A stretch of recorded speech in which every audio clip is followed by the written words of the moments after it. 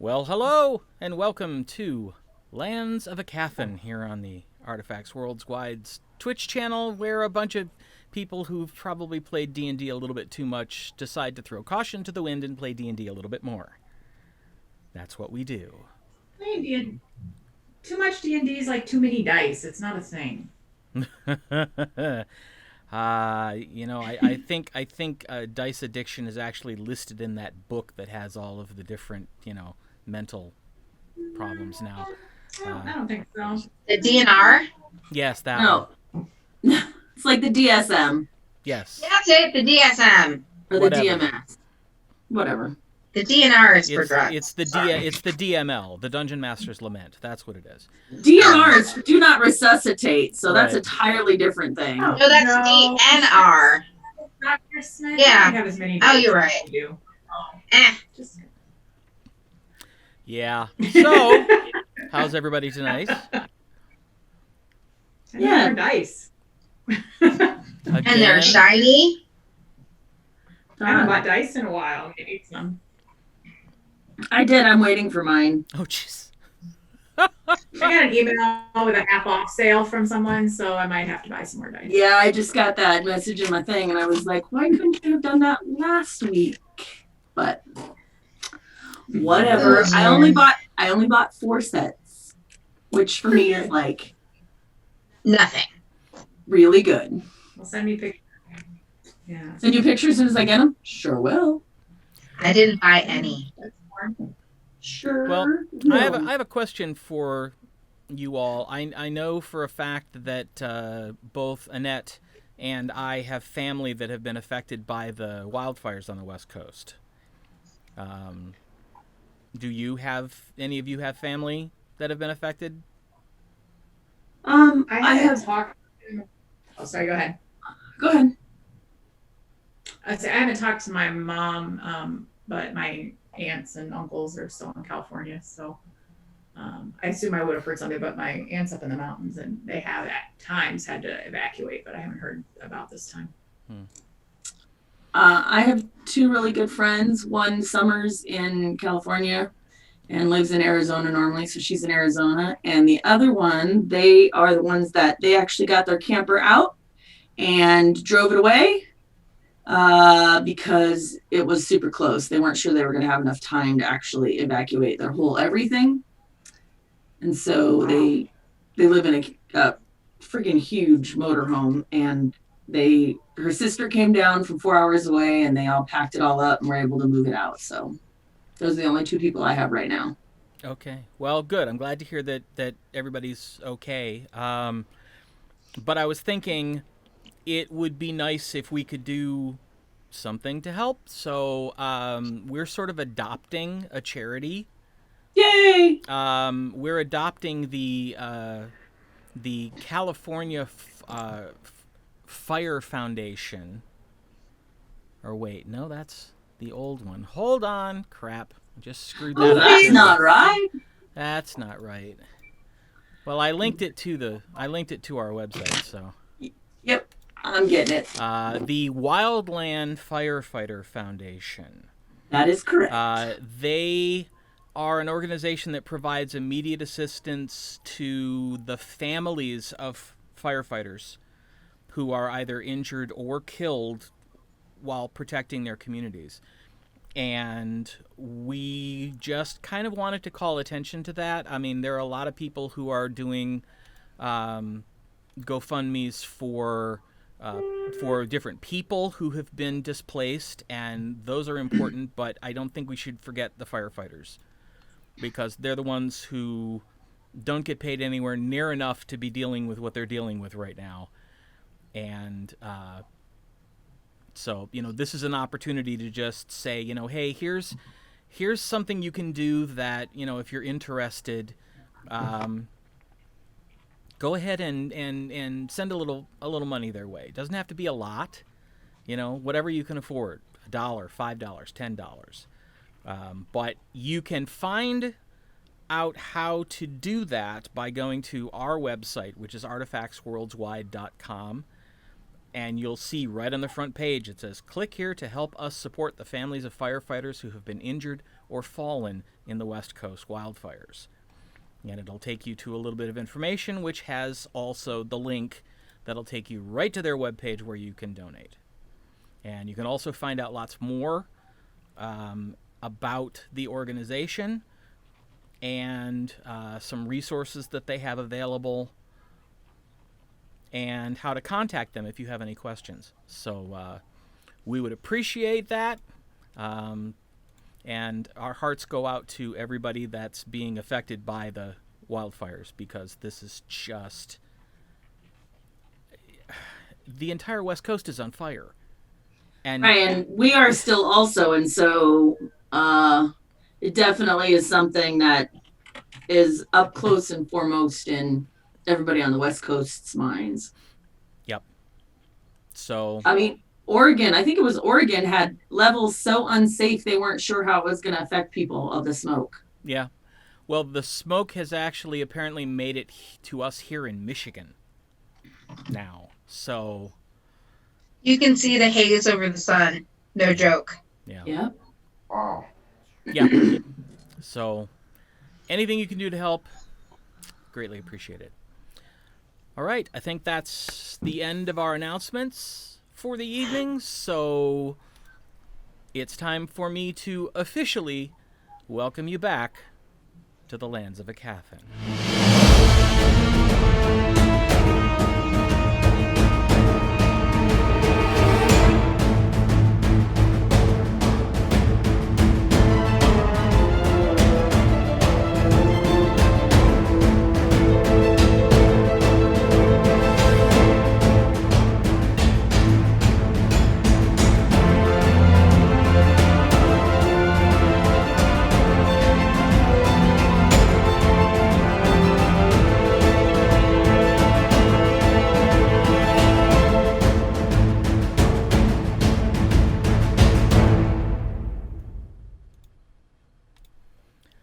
And welcome back.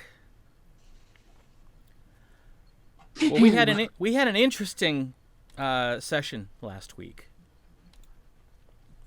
The foursome managed to travel from Costed's Wave after making a brief stop at the crossroads for the evening and meeting a father and son who were headed for the Tower of Azanor. They made their way to the Great Stone Bridge, crossed it, and found camped out on the opposite side the Sasaran, the nomadic tribe of wanderers that travels all around Aecathan. And there they met Mother Tassa, who was able to fill all of them in on a little bit of information and bequeathed each one of them a gift, saying that she believed they were going to be important to the future of the world. Dun dun dun. No Pressure. And when they woke up, the Sasaran were gone. Packed up, traveled east.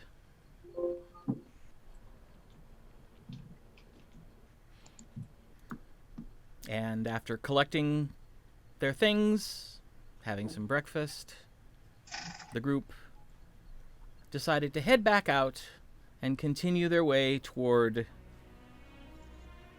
Thunder's Edge. Dun dun dun. Oh wait. Yes. So, what would you like to do? Who is leading? Are you going double file or single file? I think we're still probably doing double, right?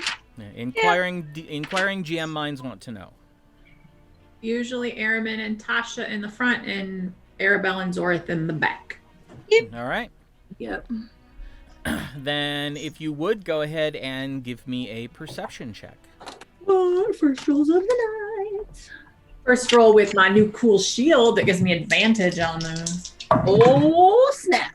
And I don't know if you noticed, Jeff, because that advantage, evidently that ups my passive perception as well. So I don't know if you have those written down. Ooh. Nope. It went up by 5. Oh, okay. Wow. 25. 15. 22. 13. I'm clueless. All right. Well, as you are traveling for the first part of the day, you come across back to the southern path and you begin your way south. You get to about there. By midday, you've encountered no one else on the road, which is a little strange. You're used to passing other people, but you haven't seen anybody on this particular stretch. It gets to be about midday, and you are on a section of trail which basically skirts the edge of the Great Southern River.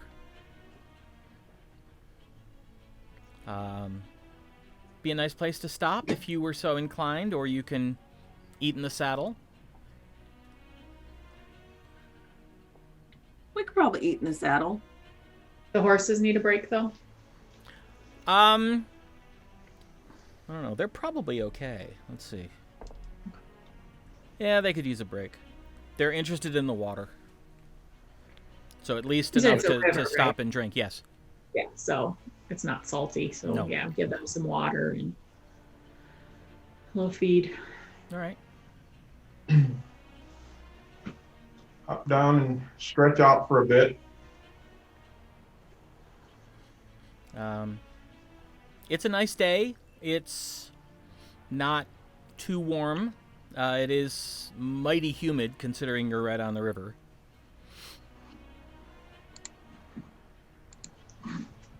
Right on the river. Okay, I see where we are. Sweet. Yep.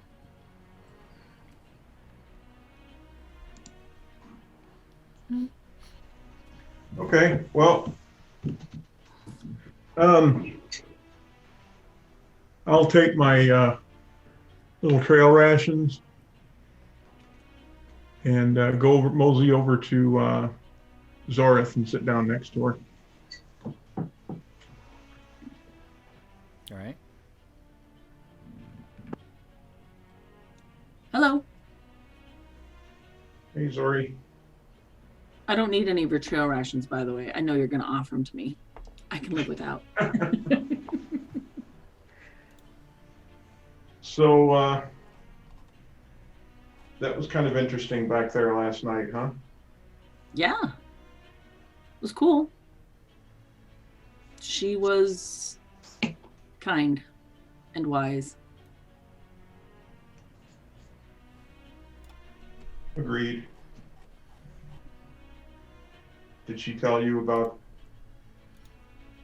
Mom and Dad? Yes, they're alive and they're not able to they're captive and they're not able to come home. Yeah. That's encouraging, right? Yeah. I don't know how we'll figure it out, but maybe someday. So I just want to make you aware of my plans for the future. Okay. After talking with her, Our plans, right? well, they're my plans. I don't know how much you will want to be involved. I would like to think you would be. It's my intention to take our land back.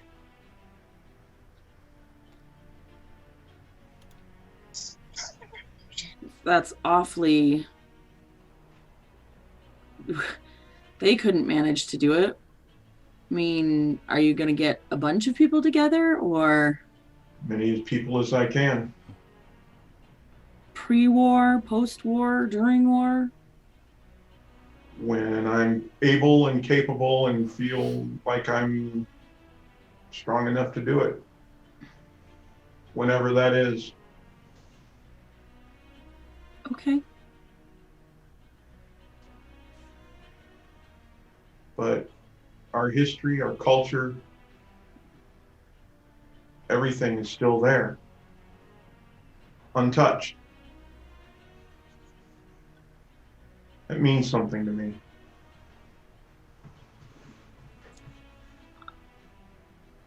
I'm glad she... Well, do mom and dad mean something to you? I mean, is it just our lineage? Mom and dad mean something to you, so on that level, they mean something to me too. Wow. Okay. I guess that's better than before.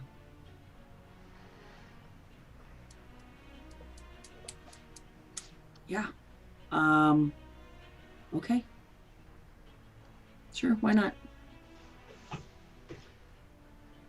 Just wanted to let you know what I have planned.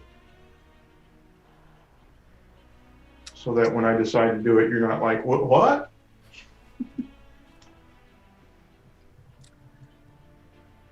I still might be taken aback by the timing, but at least now I'll know.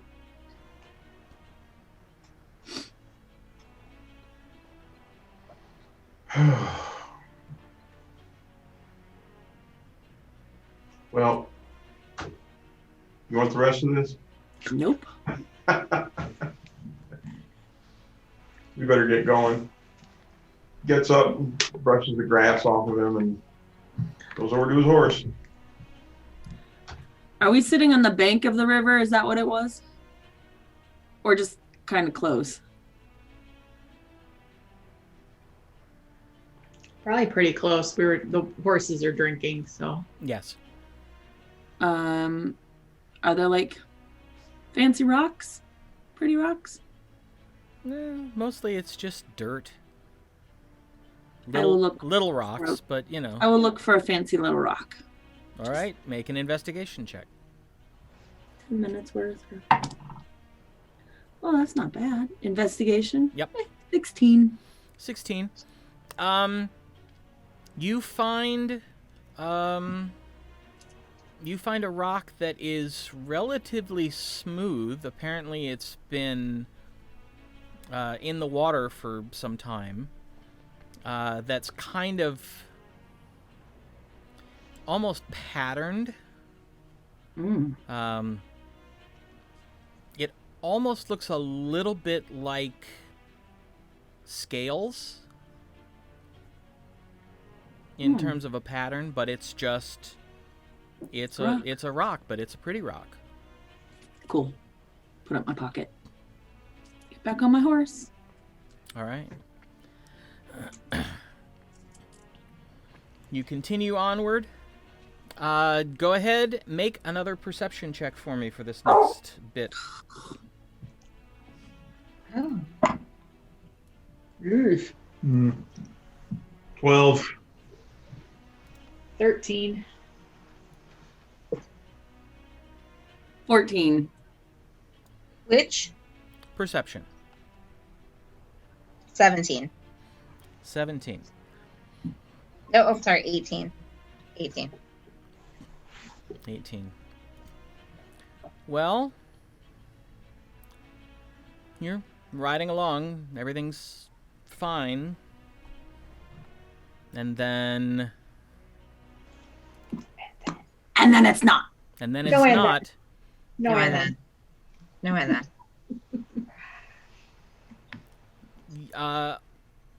All of a sudden, there's a slight ripple in the grass inland off to your right. And who's on the left and who's on the right? I'm on the right. Okay.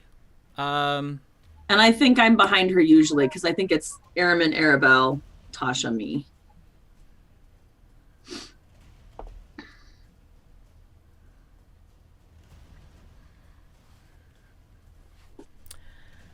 Aramin, Yes. 1 minute you're sitting in your saddle.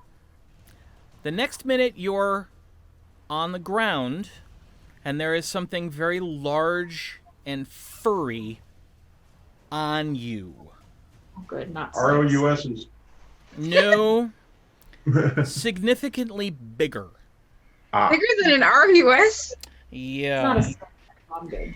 And Direwolf? it's orange with black stripes Hello. Oh wait. Hobbs. and a huge maw that reaches down and bites into your arm for 11 points of damage. Rude. Holy shit. It came out of the grass and literally leapt into the air, knocking Araman off his horse. Rude. So I need I want to everybody- roll a niche. I need everybody to do just that. What? Is it gonna come Oh, that- over me, like towards me, as it knocks Aaron off? Did it come from the left or the right? It came You from. asked us who was on the right. It came from. Let's see which way you're coming down. It came from the right. It came up behind Tasha. Whole curve. Oh, this makes a lot of sense. I rolled a 1 for initiative. I go at 6. That's horrible. All right, what everybody else get? 20. 15. 14. You What? beat Tasha. I did. Crap, that means I'm first. Yes, it does. Yeah. It Crap, does in crap, fact crap. mean that you are first. Yeah, okay, well,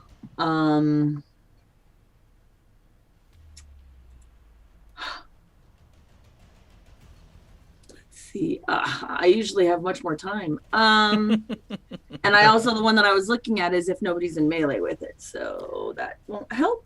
Not right now, no. Speed reduced. If its speed were reduced, would that also help with attacks being made by it, or is No. that just? That's just movement. The only thing it would affect is it can't take any bonus actions or reactions. It can only take its main action.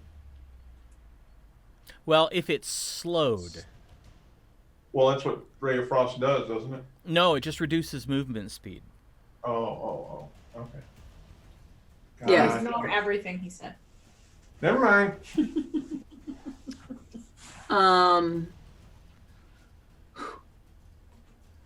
I am obviously shocked, and I jump down off my horse and I clap my hands together, and then a beam of crackling energy streaks towards this tigery thing, and I cast Eldritch Blast as a cantrip. Okay, And I have to roll to hit, you do. and that is 12 and what's now 8, by the way. So that's 20 to hit. That will hit. And So go ahead and roll your damage. 1d10, d10, d10. 7 points of force damage.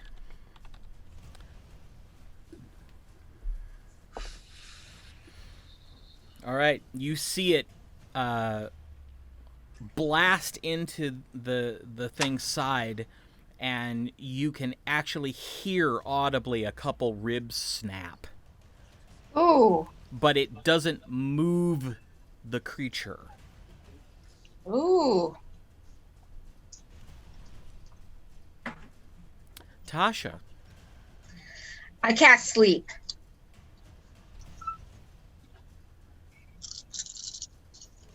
Sleep. all right.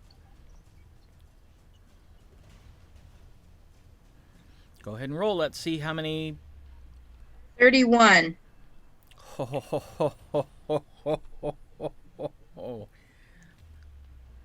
Were it not for the fact that Zorith just blasted it, that would not have been enough. Woohoo! But now it is. So you see the thing go.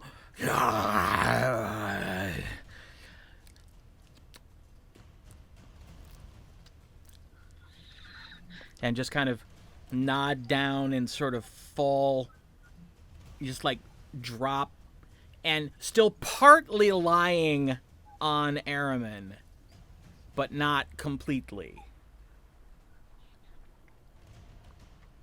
And the creature is asleep. Does that mean that she can come over and coup de grace? Yeah, Well, no, because she's already taken her action. right. But I mean, like, somebody could. Arabelle can. Yeah. Well, So, right. but let's get Airman out from under him first. Are there other creatures, or was it just one? Make a perception check. Natural 20, 25. Woohoo! You see nothing else moving in the grass. Dang, And a Arabelle. quick look around, you don't see anything up in the air either. So, how long will it stay asleep? I don't know. I mean, it's just a wild animal, right? It's not a monster. Right.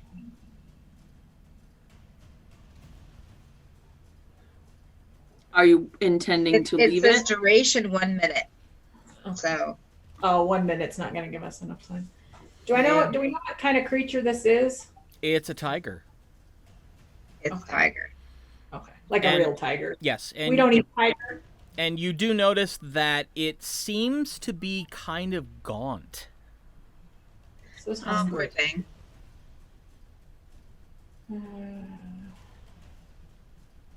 I mean, I'm sorry that it, tried to eat us, but poor thing. Well, try and get Araman out from under it. All right? Yeah. So, what are you going to do? When I asked, should we kill it or? I mean, it could attack someone else. So how many? So that's 10 rounds before it wakes up. Yep. And Okay. you are Mid first round. Well, with the discussion, you are now into round 2. He didn't get to. Actually, all I did was get up when she helped me out, and I drew my sword and jabbed it right through the thing's heart. Hold on. How do you propose to get him out? You said it's only partially on him, right? Right. We just pull him. Just. Well, are we gonna wake the thing up if we move it? He's still got to go in his initiative roll. Well, if I'm not out from under it, then I'll pull my dagger out and stab it to the heart. All right. Yes, that answers that. All right. I probably talked through my turn, so I had to get off the horse and all that. So All right. Well, on its turn, it snores slightly. So yeah. All right. Well, you tell me when I can do something, and Yeah, that's what I'm going to do. It's your turn. So, I rolled a 22 to hit it, okay. and yep, just going to get it right in the vital spot and kill it. All right. You see, as your dagger plunges into its chest, you see its eyes open in kind of shock. And then it just kind of becomes very still. Now I'm going to try to get out from under it. All right. Yeah, now you can get out from under it easy enough.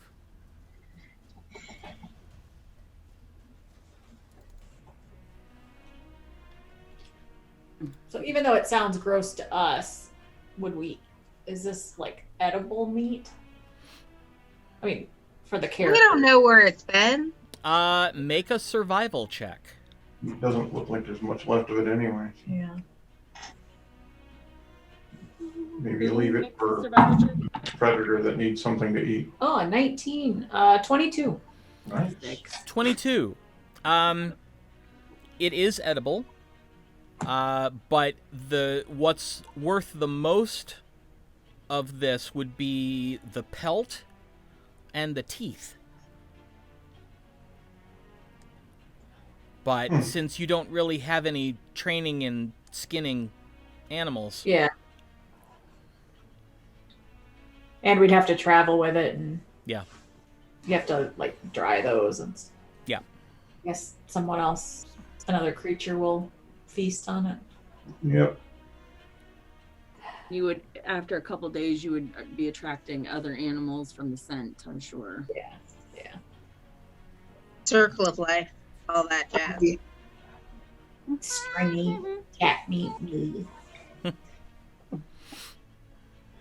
Just thinking, if we're out, think of it as hunting kind of thing, but I don't want to eat it. Okay. Pull it off to the side of the road.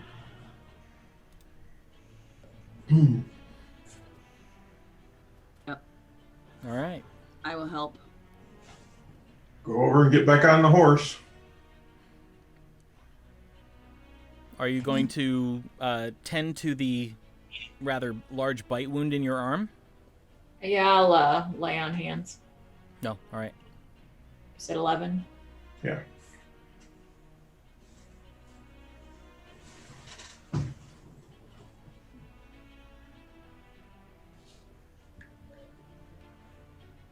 Phew. Go. Guess All we'll have to right. be more aware. Yeah. Well, it rolled a 24 for stealth. Whoa. Yeah. That'll do it. Yeah. They're sneaky, those tigers, Sneaky, sneaky. They are. especially in the tall grass. So, Yes. all right. Well, you travel for the rest of the day without further incident until it gets to be about sunset.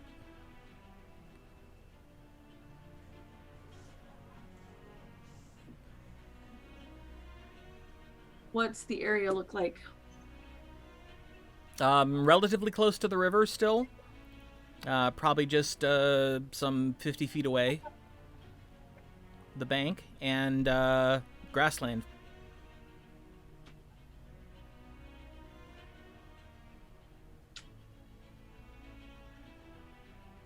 Guess we'll put up the tent. Yep, set up camp. Yeah.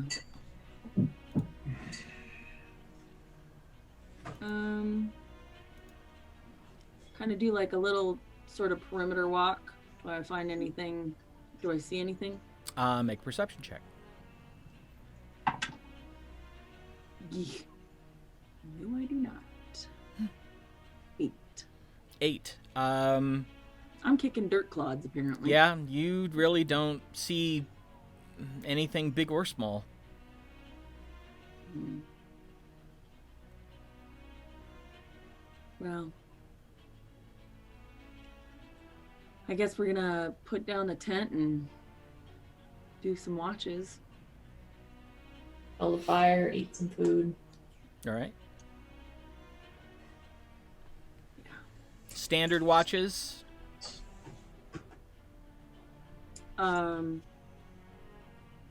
Yeah. All right. Then I have a question. What do you consider a night? Is it 8 hours of sleep? well, you need 6 hours of sleep and 8 hours of rest. Okay, so it'd have to be 12 then. Well, no. But you only need 4 of sleep. for Right. Train. Mhm. Right. So, oh, so are you saying that we need 6 hours sleep and 2 hours of rest? Yes. You Is that- can do that, or you can just do 8 hours of sleep. Well, if Airman and I both take a watch, that's 4 hours each. Right. Yep. So, unless we need to double up sometimes, Yeah, for us, it's an 8-hour period of rest that can't be interrupted by more than 2 hours of watch. So you don't actually have to sleep, I don't think, but you have to be pretty down. Yeah. Okay. Airman, do you just want to take 2 shifts? I don't care. Okay. All right. Then who wants to take the first shift? I will then. Okay. Then make a perception check. Well, that's much better. 18. 18. It's a rather peaceful evening. The stars are out. You can hear, right around the first hour of your watch, you were hearing the fish jumping in the river. And apart from the occasional sound of, non-threatening wildlife, you really don't hear anything. Look up at the sky. Do a little star watching. Yeah. You look up and your thoughts are drawn back to astronomy lessons that you passed on to a young wizard-to-be. I've always liked the stars. Hmm. And then when it's time, I'll go wake up Airman. Well, he'll probably wake up on his Oh. own. Or he'll, come out of the meditation on his own and just get up and come get you and say, okay, go. Okay, go. Just like that. It's amazing. This is what happens when you've played together for a while. You start to, finish each other's sentences and A things like while? A while. Finish each other's sandwiches? Yeah. that too. They are tasty. I will go meditate. All right. Then Airman, if you would, perception. Of course. Not bad. 21. 21. Again, peaceful evening. Stars are out. Soft wind begins to blow. Few clouds start to drift across the stars. But otherwise, you keep an eye out while Zorith meditates and Arabelle and Tasha are sleeping. Nothing bothers you. And then the sun slowly begins to lighten the eastern horizon.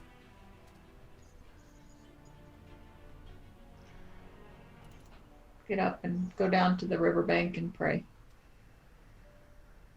Sounds like a song. It kind of does. Kind of is. Definitely be like a big choir gospel tune. Yeah, something like that. Mm-hmm. Old timey. Yeah. Mm-hmm. Yeah. Yeah. Like, traveling preacher style. Revival style. Exactly. Yeah. Now it's in my head. Oh, good. You can write the song. We'll debut it on this show. It's in Oh, my no, it's head. a real song. It's already in my head. You can write the song. I'll play it. Annette will sing it. I'll clap. And Mike can play tambourine. I want to see that. I want to see Mike play the tambourine. I cannot see him smiling about it. Over my head, potentially. What, you've never seen a heavy metal tambourine before? That's cowbell. We also can play the harmonica. Oh, okay. There you go. A mouth my. organ. Right. Oh my. I watch too much Craig Ferguson. I can't think of it in any other way now. Mm-hmm. Awkward pause, smell my finger, or a mouth organ, right? Awkward silence, please. After I finish praying, I get breakfast together and then start packing up stuff. Okay. Yeah, it actually, Arabelle and Tasha, you both feel pretty good this morning. I mean, it's been a while since, you just slept for 8 hours straight.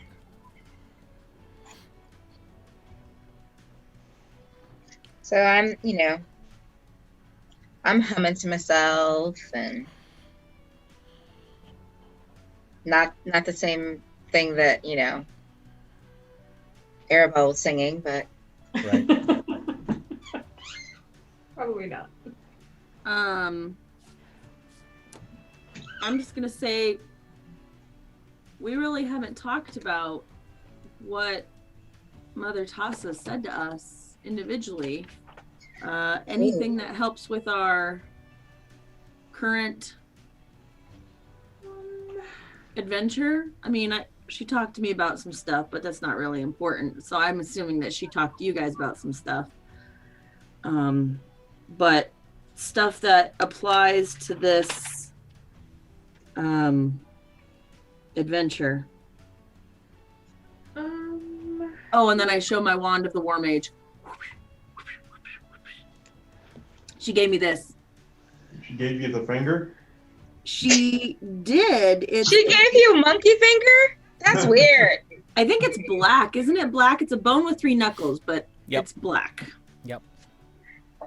And I think... is that going to be helpful to you? Because it looks gross. It's like a straightened talon of some creature.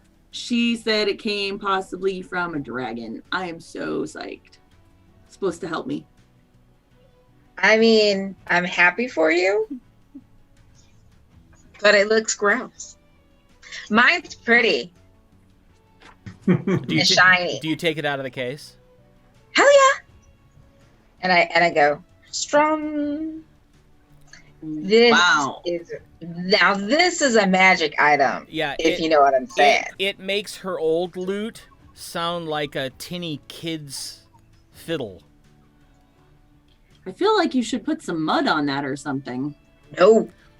It's pretty damn shiny. Well, she's carrying it in her old lute case. So when it's in the case, no one can see what it looks like. That's pretty fancy. But yay for you. And it's shiny. Are y'all saying that Arabelle's carrying a new shield? So. Yes. I was That's also shiny. That. Yeah. Yeah, it's helped. I don't know. I seem more aware of the things around me. That's very helpful. It's a little strange because you know that for her order, the iconography is a star, but the shield has an eye on it. Like the Eye of Agamotto? Sort of. Cool. Luckily, I still have my big honking one that they gave me. And on my locket that she was shields. Oh, don't forget there was that stylized one. If we want, we can have Gertis put the stylized one on the front of your shield.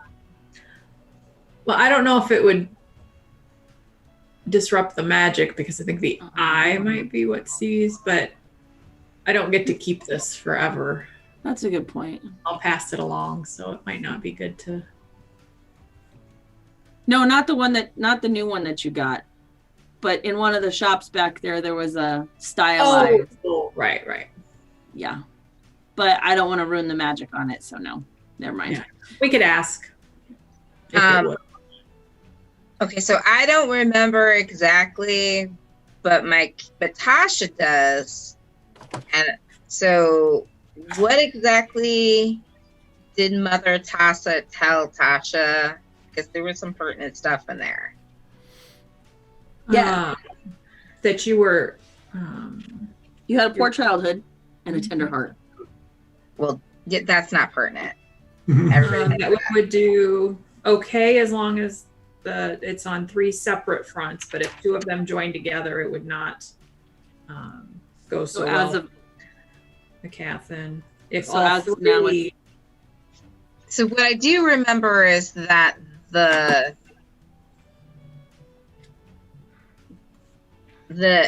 evil things that we're going to go see, the Jagravanan. Drasa, the Jagravanan. Jagravanan are not working or not in league with the dragons and the orcs.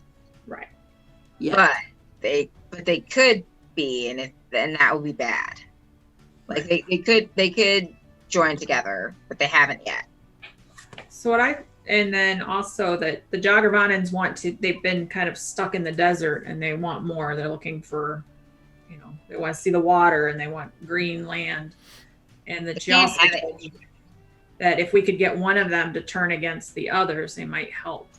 Oh, now there's a plan. I like that plan. When you tell us that, perhaps a deal can be struck with the Jagravanans and help us fight the dragons and orcs to expand. Perhaps we can trick them into it. Well, I don't want to make any deals with them. Well, we can't, but Lord Bonethane could if he really wanted to give them a little bit of land outside the desert if they'd help with the.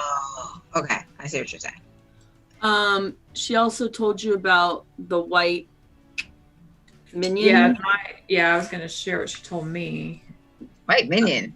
The Thwilnu. They're yellow. No. Well, yeah, I asked her about those. So she said the Jagravanan are like cockroaches, and that they've never penetrated this far into Aecathan. She thinks that something's happened in Thunder's Edge if they're here. And that she didn't believe they were working together. That's what she told me too.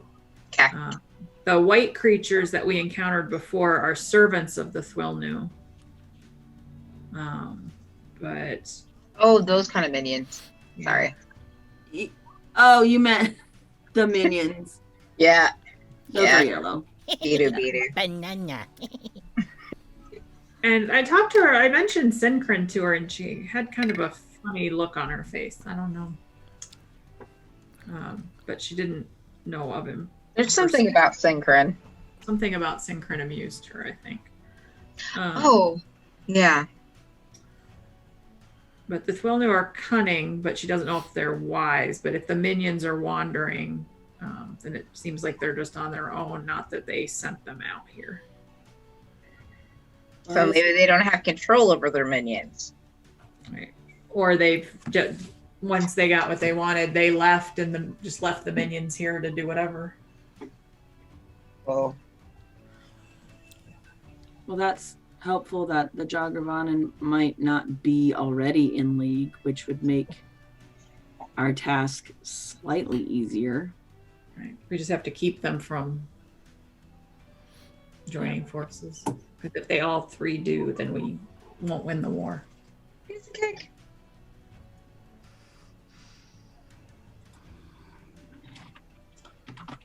What about you, Airman? Zori, did you learn anything? I was more interested in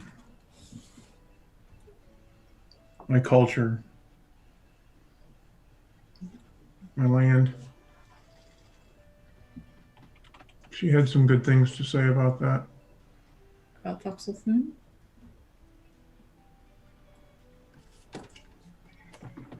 Do you remember it?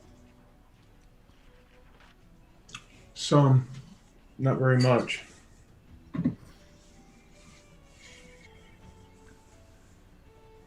We were pretty small when we left there.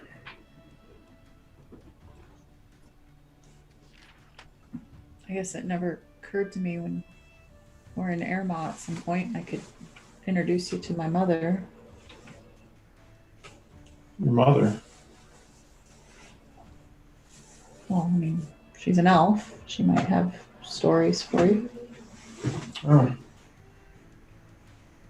Yeah. I'd definitely like to talk to her. I didn't know you had interest in that. Yep, I do.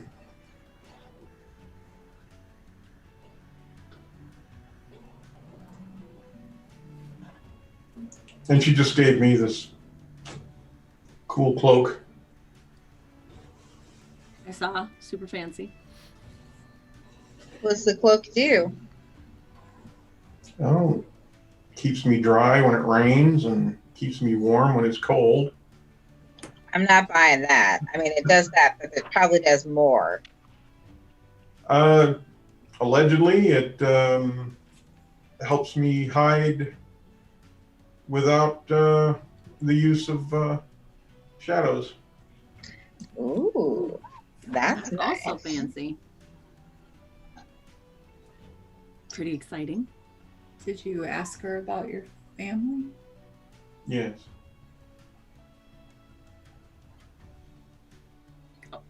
Oh, he's leaving the big stuff out. Our parents are alive. But he doesn't really care. I care though. I care that you care. Kind of not the same, Important. but they're alive. And then I walk So, away a little bit. does that mean that they were taken? Because, Possibly enslaved. oh, that's horrible. We have to do something about that. Agreed.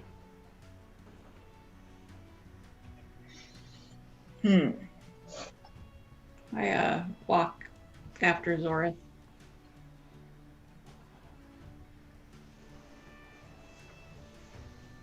You I'm just okay? shaking my head. Did you say, am I okay? Yeah. No. And yes. I see it as our parents were possibly taken, and he sees it as abandonment, which I understand. But they thought they were going to come back. They didn't intend to leave forever. And if he feels that he wants to go leave and take our land back, why can't he understand that that's what they wanted to do too? I just don't get it.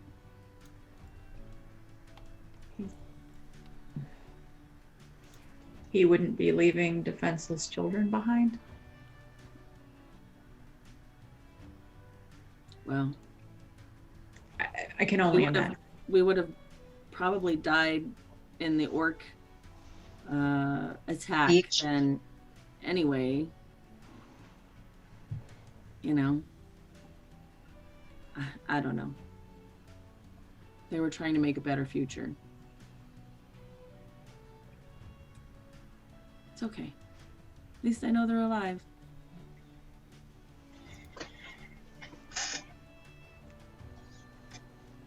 I'm sure they thought of you both every day. If they're alive, they probably did.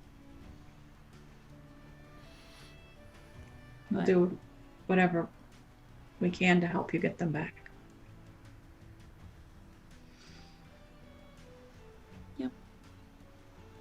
Sounds good.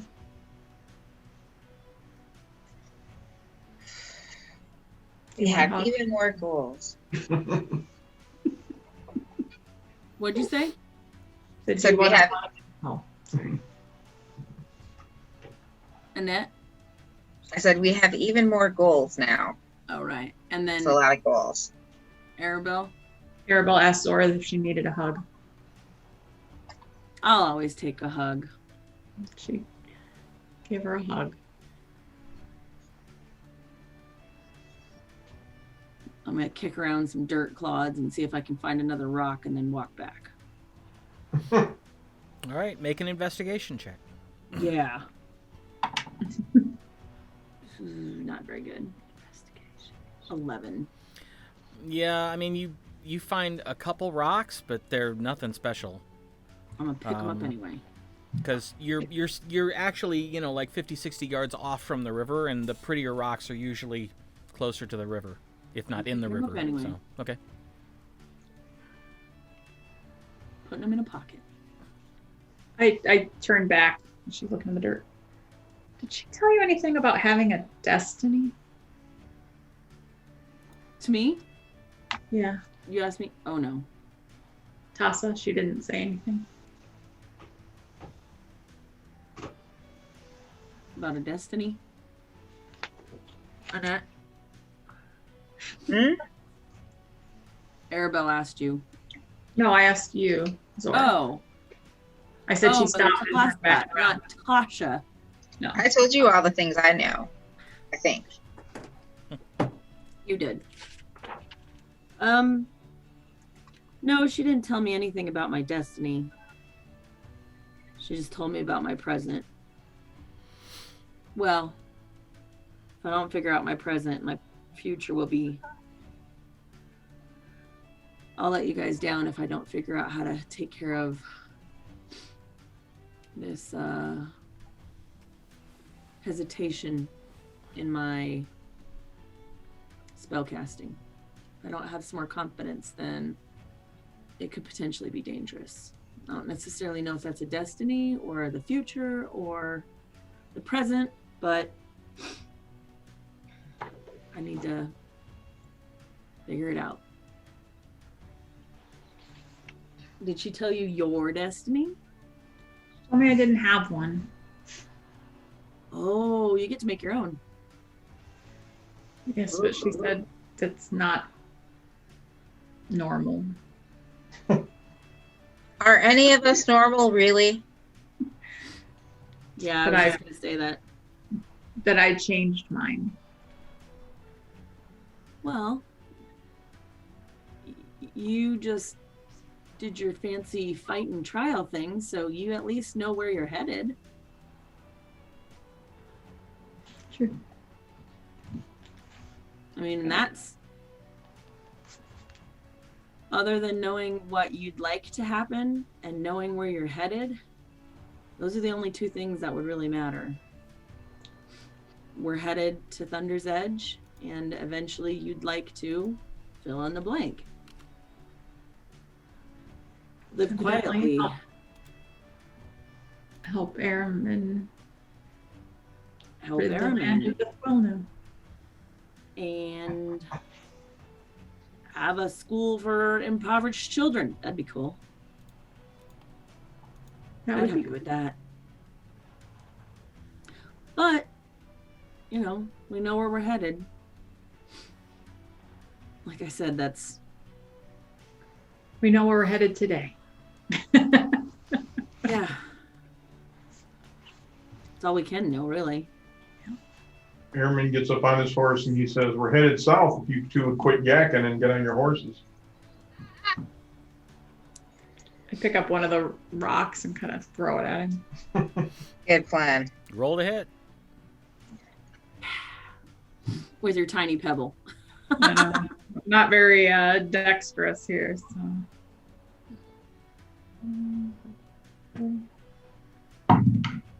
Ooh, a natural one. I whiffed. It's a Four. tiny pebble. Four to hit. That far. Yep. You, Airman, you kind of watch it go over your head. Oh, overhead. Yep. See, this is why I use swords and not missile weapons.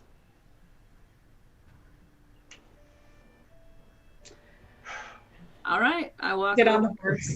Get on my horse.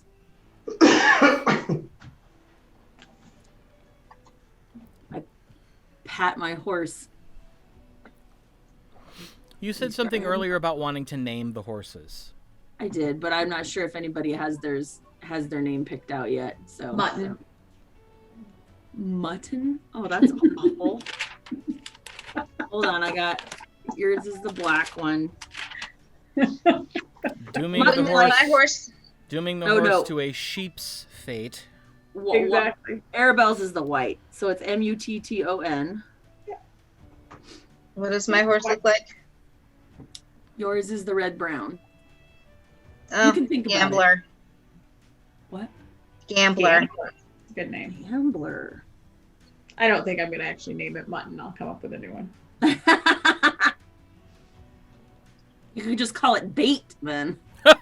The way things go on our trips. Well, she's not wrong. I could name it JoJo. That's funny. I'm gonna name it. We can think about it and on the road and Yeah. If we named the dog Indiana. Did. mine's right. gonna be Star. Name it Thonin. Yeah, Thonin, yeah. Just Whoa. the back Should call Airman's Thonin. That's all we see is the Yeah. horse's butt. So. All right. You begin your way further south and have the discussion of what to name the horses along the way. May I have a perception roll for the first half of the day? 23. 15. Okay. Wow, you're consistent.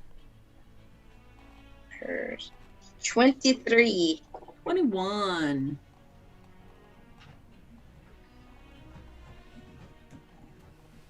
And the little dog who won't leave me alone.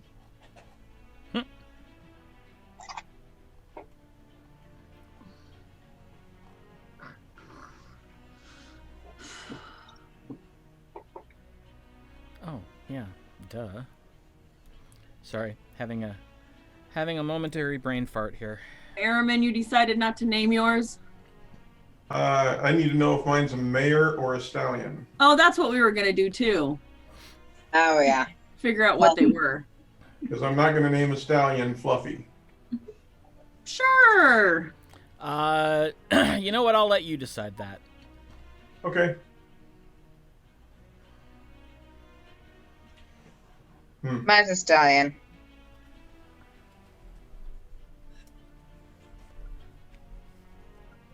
And mutton? Mare. Nah, stallion. Stallion. Okay. So white steed should be a boy horse. There you go. Whoop, whoop, whoop.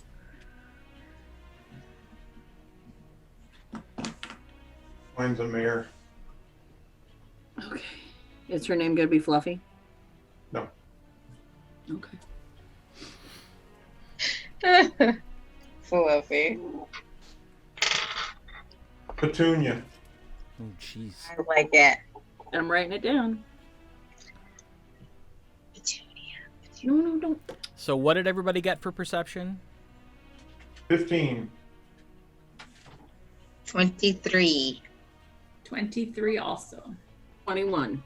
All right. Well, nicely done. Everyone but Araman notices that there are 4 winged shapes up in the sky that appear to be flying in a rough formation Ooh. that Rude. seem to be headed your direction from across the river. Did they look friendly? They're too far away for you to see anything at this point.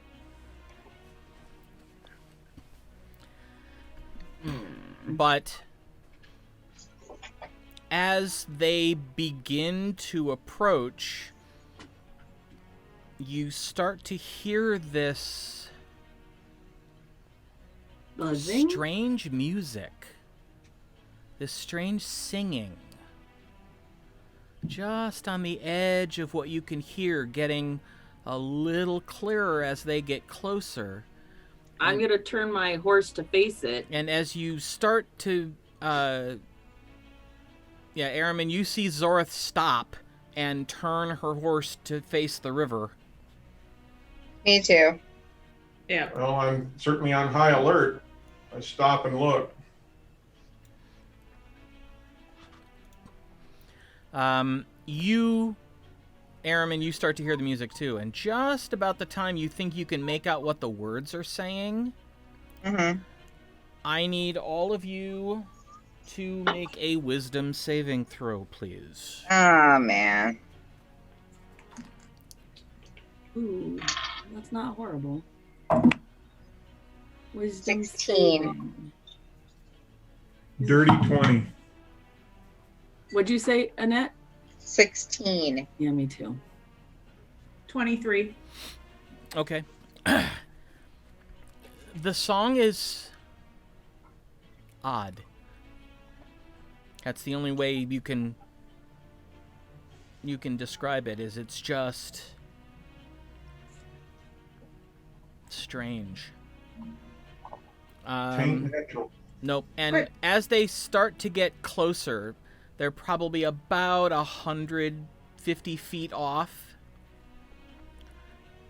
Aramin, you're looking and you just kind of blink your eyes and you're like, no,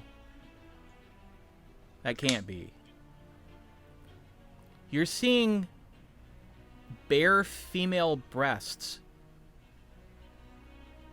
on the chest of these birds. Oh, they're harpies.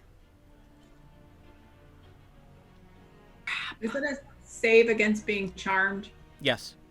Okay, we have advantage, Zorth, Aramin, and I, right? As Oh, elves. yeah. Yes. It says against being charmed and magic can't put you to sleep. Right. I don't know if you want to reroll. I rolled Well, a 19. you all resisted it, so you don't need to. Okay. Sorry. I thought that he was seeing things. Was he? No, that's what they look like. Gotcha. And as they start to get even closer, you can see that they basically look like Theranox, except they have like a bare human woman's chest and a vaguely human-looking head with hair, although the features are harsh and rather distorted, and you can see fangs in their That's not- mouths. And they come flying up. Like they're heading down to attack us, right? Well, they come flying up. They get about 60 feet away, and they just kind of stop and hover. And then one of them speaks. Oh. Tasties. Tasties. I'd like to roll an ish, please. Yeah, I'd like to shoot one. If Tasties gives us gold, we leave them alone. I don't believe that.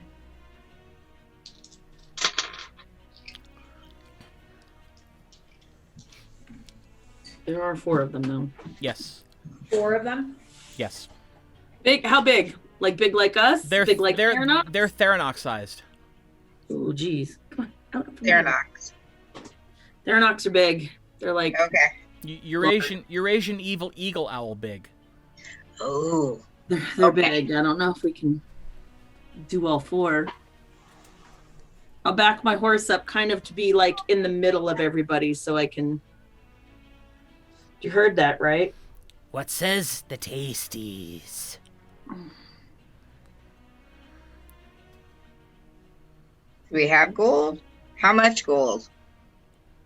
All gold. Oh, I don't think so. Nope. Okay. While all this is going on, I kind of put the hood up on my cloak All right. and I'm going to get down off the horse and sort of. Are we still in tall grass? Well, there's tall grass on either side of the road. Yeah. Then I'm going to step back into the tall grass and kind of blend Disappear. in with it. All right. I need then 2 stealth checks. One to get from the horse to the grass, and the other to hide once you've gotten to the grass. Okay.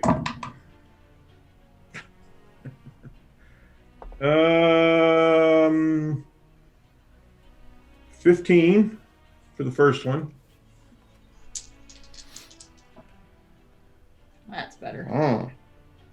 And then once I get to the grass, that will be a 26. Ooh. Yeah. You hear another one of them speak. Tasties runs away, and it swoops at Araman. Okay. Ah, It They rolled a still 16. Sorry? It rolled a 16 to see you move in the first place. It's at a disadvantage. Wow, the second roll was better. So, Okay. yeah, All right. it sees you. Well, And so it's diving. yeah, let's roll. How- yeah. So, probably an ish cocked. Fuck. Jesus. 21. That's not good for me. 11. These I got advantage 8. on Nish are helping me out so much. Mhm. What'd you get, Tasha? 12. And 12. what'd you get, Zorth? 8. Yikes. And Arabelle? 11. Ooh, yeah, okay. Right on, right on. While things are happening, I'll be right back. I mean, I'll still be able to hear, so I'll be right back. All right. Well, Araman, So you get to go first. I'm going to use my action to do what I was going to do in the first place and hide in the tall grass. If it's okay, I'd like to keep my original roll. Sure. All right. So that would be a 26 to hide. And they're at disadvantage. Well, it doesn't matter. The first roll was awful. So, you see the thing swoops down towards where Araman was headed, and then suddenly just kind of stops and pivots in midair, and is clearly looking, trying to figure out what just happened, because he should be right there, and he's not. I might like this thing.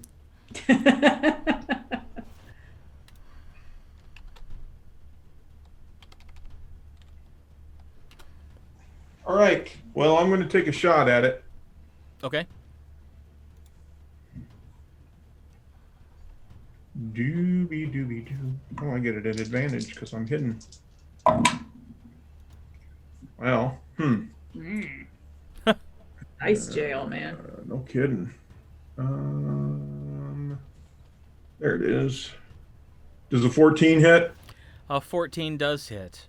Wow. These things are big, and they're not terribly fast.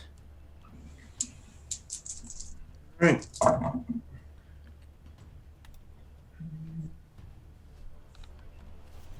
And 15 points of damage. You loose an arrow. You rise up, seemingly out of nowhere, and anyone who's looking notices that his cloak has almost taken on the same pattern as the grass around him. And he rises up, pulls back, and looses an arrow that basically lands right between the breasts. Because, of course, that's where I'm aiming. Of course it is. Yep. Eyes up here.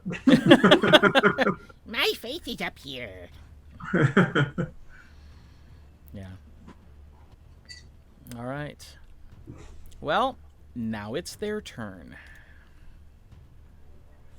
And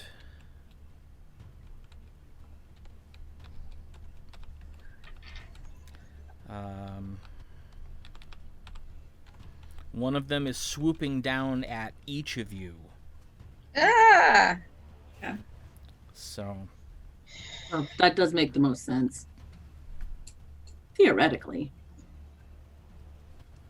Ooh.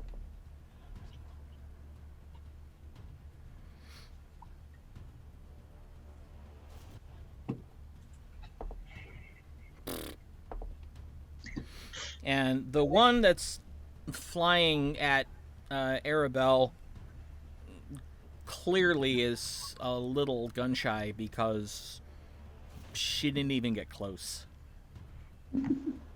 She seems to be a little nervous about taking on the one with the big weapon and the shield. Armor. Right. Tasty's in a can. For Tasha, Mm-hmm.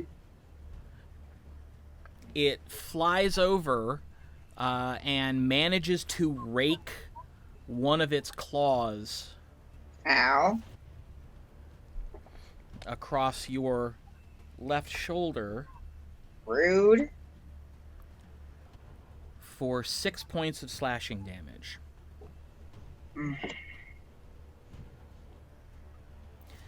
You also notice that on the wings there are these almost look like talons on the wings themselves, and one of them is holding something that looks like a club.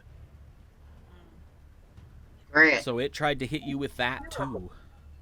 Rude. And Zoreth. Am I close enough, since we were next to each other, to use my reaction on? Yes. Okay. So we just disadvantage on one of the attacks. Okay. The first one and the third one hit. Which one would you like to? It would have been probably the first one. The first one? Yeah. Nope, still hits. So, Zorith, you feel a claw rake the back of your head for 5 points of damage, and you feel something hard and solid hit the side of your right shoulder for another 5 points of bludgeoning damage. It's gonna leave a mark. Yeah.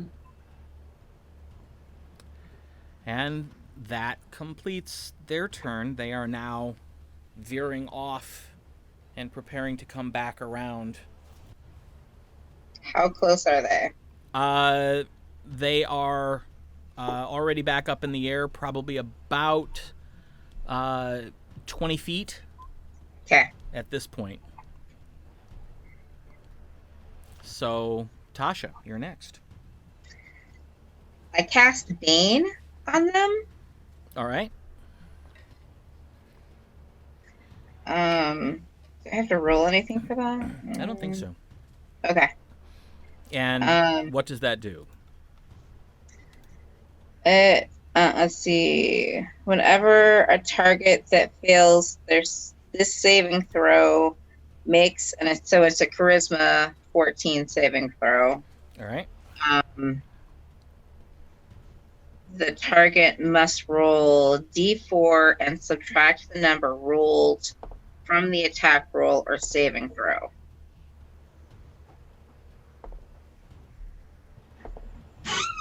Oops. Sorry. Well, as would be appropriate, the one that's attacking you Mm-hmm. is suddenly covered in this sort of black pulsing shadow effect.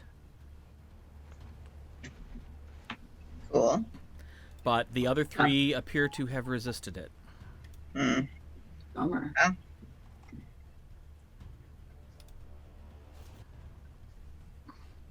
How many are there? 4. Okay. All right. Arabelle. Okay, you said they flew away, right? Yes. Like to make a pass. Okay. Yes. Then I will cast Bless on everybody but me. Okay. That gives us Die D4. 4 to your attacks and saving throws. Okay. All right. And Zorith. How close are they to each other in the sky? They're all circling in different patterns right now. course they are. They're no more than no closer than 15 feet to each other.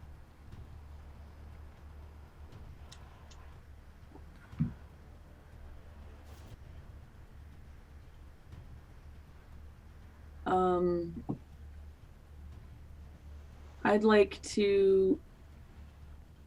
I have the feature to quicken, basically, Mm-hmm. to make one a bonus A bonus action. Yep. bonus action. So I'd like to cast Ray of Frost on 2 of them. All right. Which 2?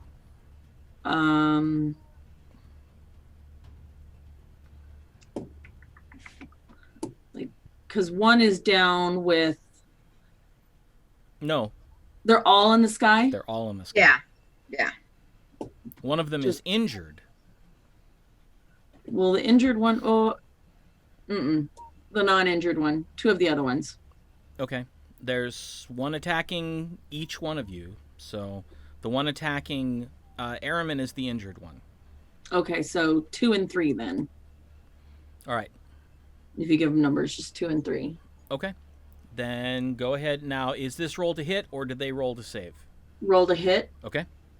and it's +8, so that's 25. That will hit. Sorry, that's exciting. 1d8 cold damage, and that's a 4. But also reduced speed. So I can reduce the speed to 2. Yep. And then the second one.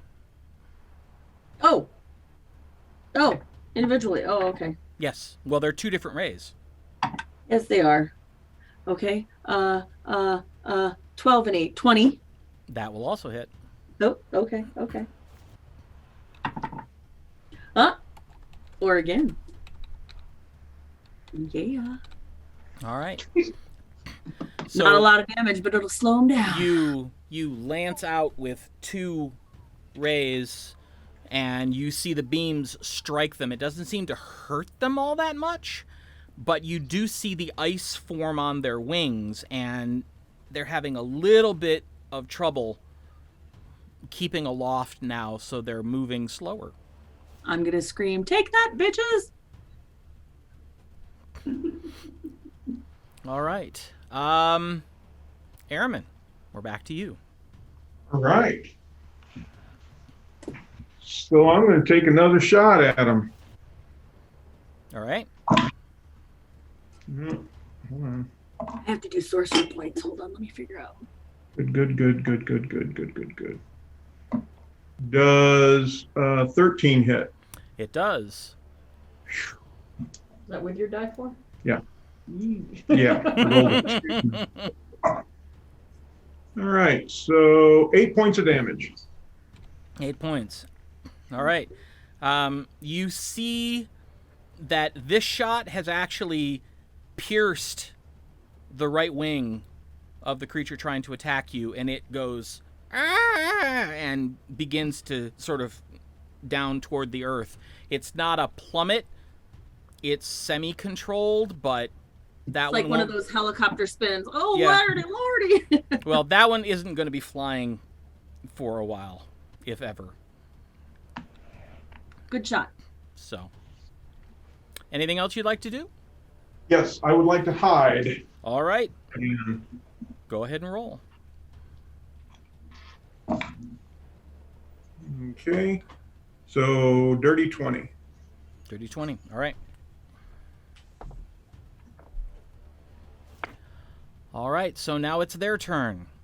The one you shot, you hear it sputtering and swearing, and you see the grass bending as it kind of is hopping, and it's hopping a good 8-9 feet past you, Okay. trying to figure out where you are.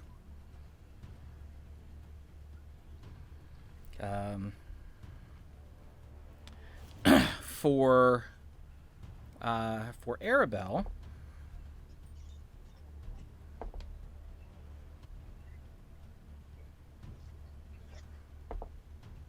I don't like that laugh. Well, it Eh? actually gets closer this time, and the swing from the club in its talon bounces off your shield, Oh, okay. but I like otherwise it's not very successful. But you also notice that it's also not able to as quickly get out of the way, like to get back up into the sky, because yours is moving slower, because it's got ice all over its wings. What that means is that Do we get attack of opportunity on these when they move back out? no, Okay. but it does mean that you'll be able to move and be within melee distance Oh, great. on your round, because they're not able to get back up as quickly. Gotcha. Let's see, for Tasha.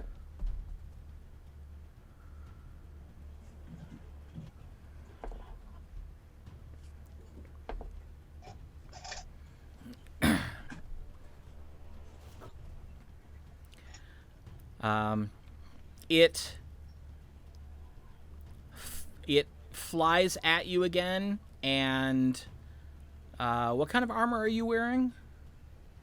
The armor kind.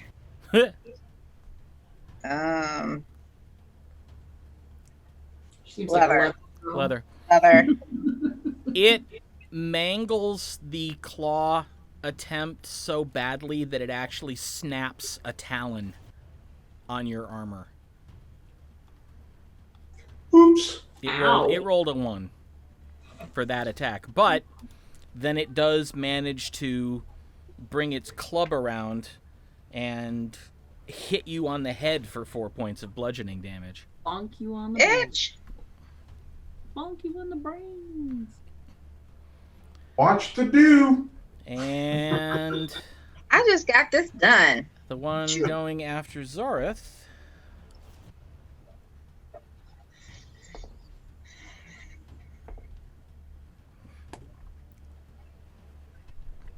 isn't paying much attention and actually flies too close to one of the horses and almost gets tangled up in the reins.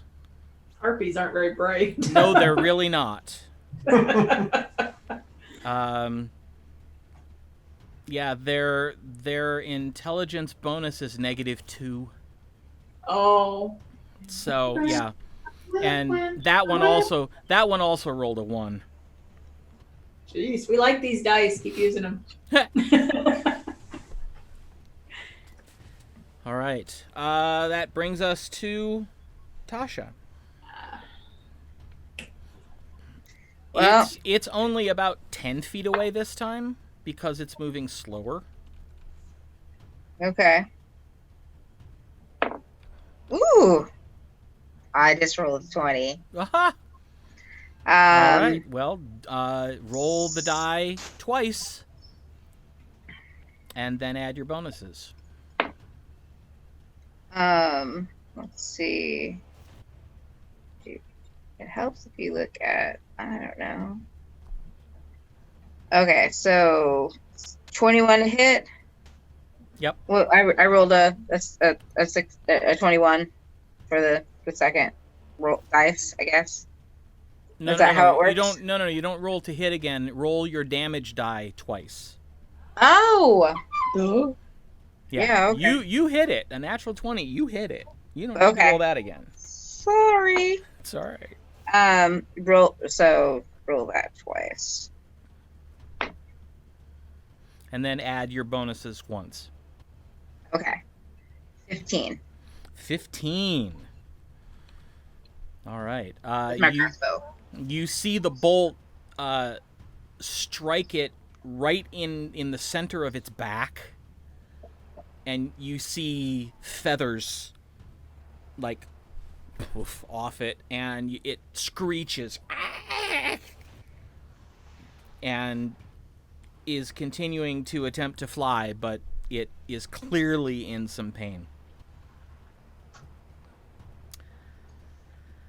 Arabelle. All right. I will attempt to hit it with my sword. All right. Like I said, you have to move about 10 feet to get to melee range with it, and it's a bit of a stretch, but you can do it. I missed. Oh, what'd you get total? 8. Oh, yep. That does in fact miss. These things are not hard to hit, but they're not that easy to hit. And Do I have any bonus actions? No, I'm good. I'm out. all right. And Zorith. How close are they together? Are there any that are close together? There are 2 right now that are about 10 feet apart. Those would be the ones that just tried to attack Arabelle and Tasha. I would like to. Rage. I would like to rage. If you'd like, it doesn't going to help you, but you can. You do your best What barbarian do they become a impression. barbarian? Oh no. And Sorcerer Barbarian, that's her new multi-class. Wow. Awesome. I would be super clothy though. You can imagine. Ow, ow, ow, ow, ow. Oh my gosh. So silly. Oh, I say burn it. And I say I don't say anything. I just say burn it, and I do church fingers, and I cast them out, and then I'm going to do burning hands. They're not by the girls. They're away, right? They're about 10 feet up. Oh yeah. Oh yeah. 15-foot cone. Make a dex saving throw. And this, I'm going to do it. I'll do it at first level. All right. What's the wait. DC? Oh, should I know? I don't know. Sure, it's there somewhere. Dex saving throw. What am I actually doing? Damn, Dex 14. 14. All right, go ahead. What happens if they save? Half as much. Okay, well, go ahead and roll damage.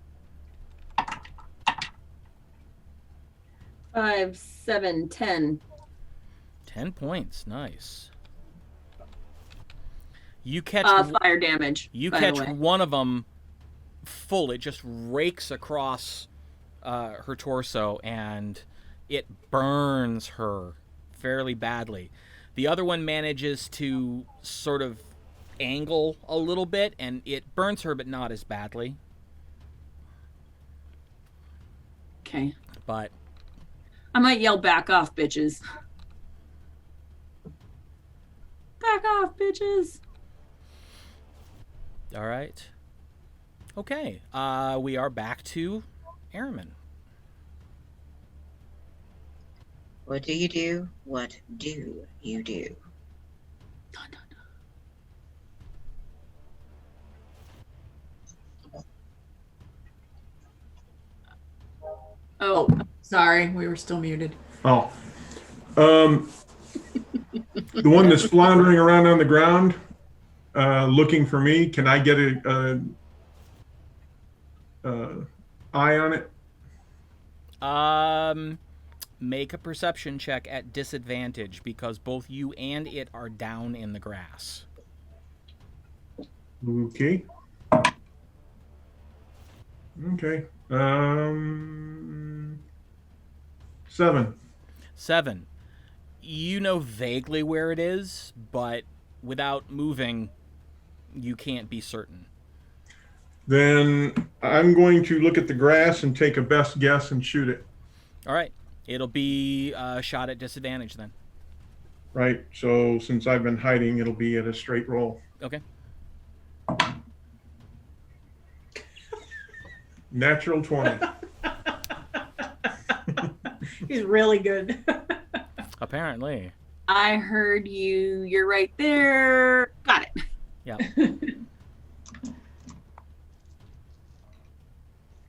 No, don't worry, it wasn't that great of a roll. It's not bad.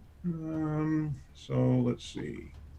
15, 16, 17, 24. Not 24, 17, 22. 28 points of damage. Well, even without being able to see, the shot goes exactly where you wanted it to, so describe the shot for me, please. So I'm kind of tracing around. I'm taking my time a little bit, trying to watch the movement in the grass, and I kind of estimate the trajectory it's moving towards and put the arrow there, and it walks right into it as planned. And the creature is, hobbling around the grass, still kind of spitting and swearing under its breath, and it turns and the arrow goes right through its head. Okay. And Bonus action hide. it just flops without a sound. Advantage. Not even a squawk? Nope. All right, so 21 to hide. All right.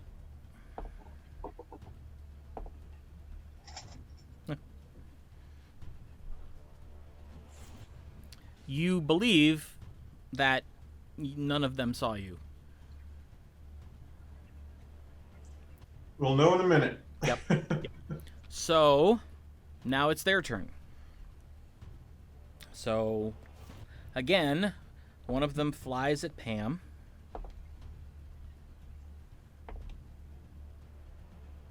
Ooh, and actually connects with a claw.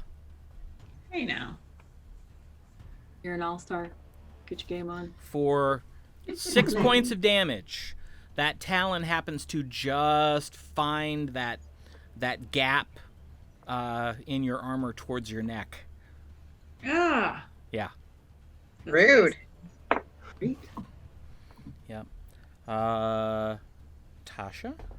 Yes.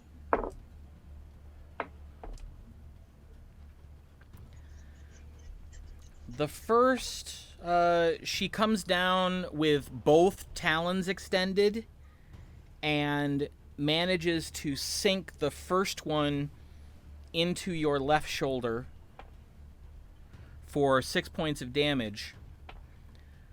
Leave my shoulders be. But the second one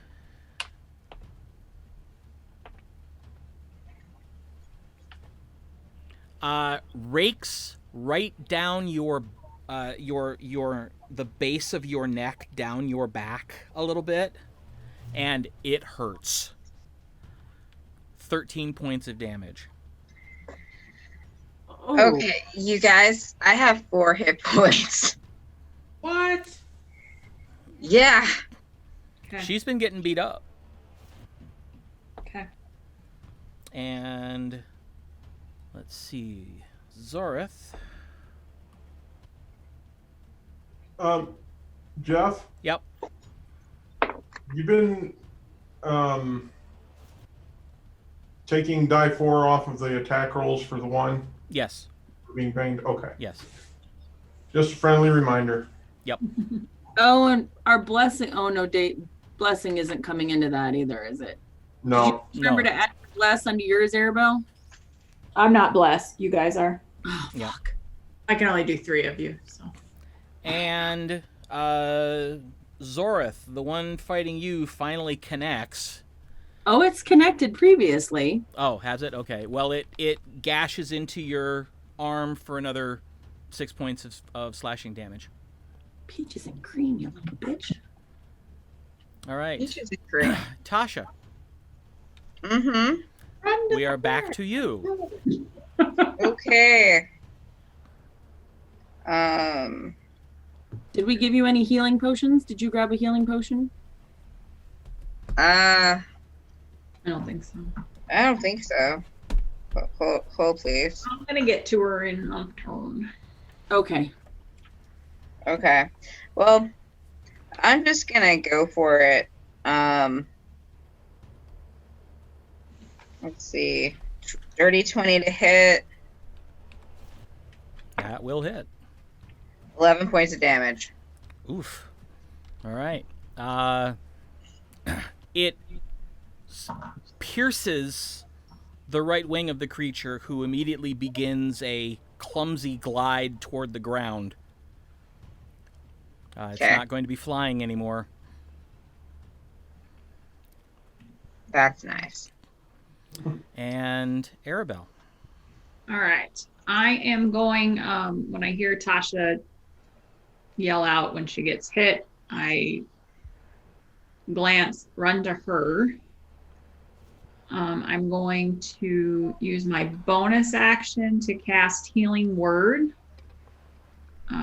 If you can roll 1d4 against me. All right. I got a 3. So 6 points from that, and then I'll use my action to do Lay on Hands, which is 15. So Okay. 21 points back. Oh, it brings me back to 25. That's nice. Thank you. Mm-hmm. All right. And then I will take up a defensive posture near Tasha. Okay. And Zorath. All right. Where are those bitches now?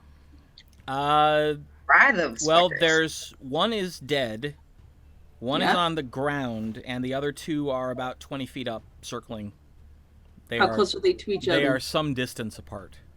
Mm, Not close enough for Burning Hands. close they are. I'm gonna cast. It is second level. I'm going to second level cast. And I'm gonna go pew pew.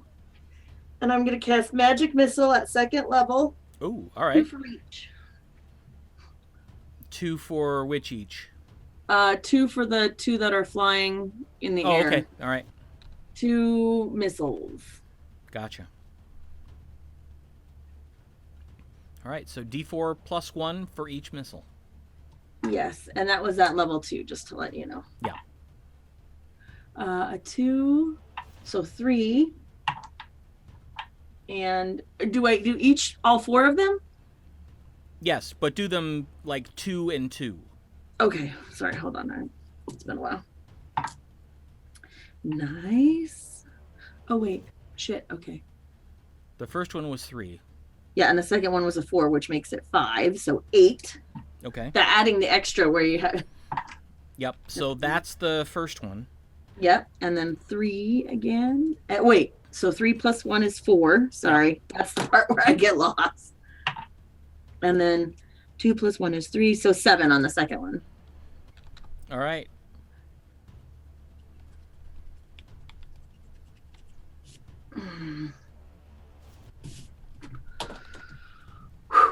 Okay. All right. Well, the one had not been hit yet, so now they are all wounded and squawking.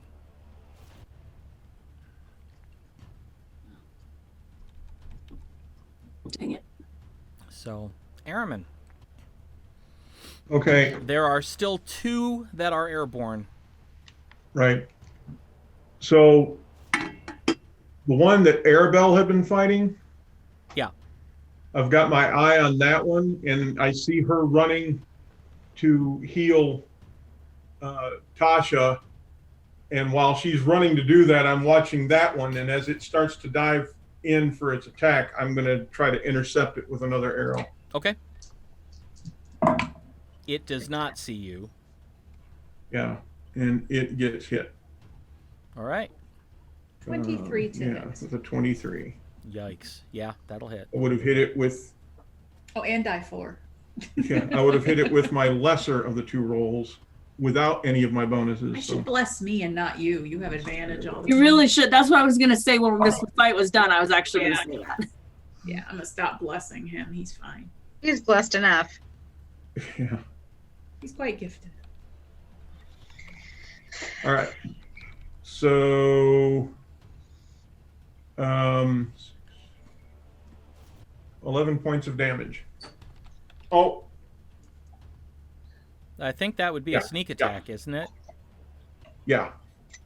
I forgot to Bless roll you, my girl. other. I was going to say that's He only, yeah, All right. So 12 points of damage. Ooh. All right. It too takes a wing shot and begins clumsily gliding toward the ground. So there are now 2 on the ground and 1 that's still in the air. Cool. So let's see.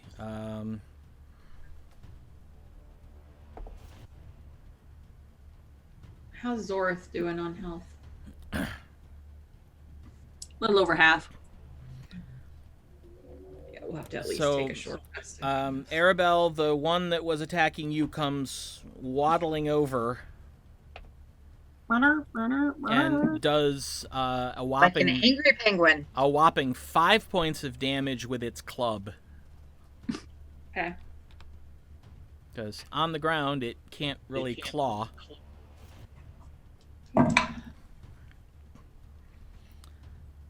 Sorry, Jeff. I on my bonus action, I hit again. Oh, all right. Dirty 20. That will hit. No, that was for my hide. Stealth. Oh. All right. Yeah. Hid. Got it. I think he said, assumed you hid. yeah, I thought he said hit.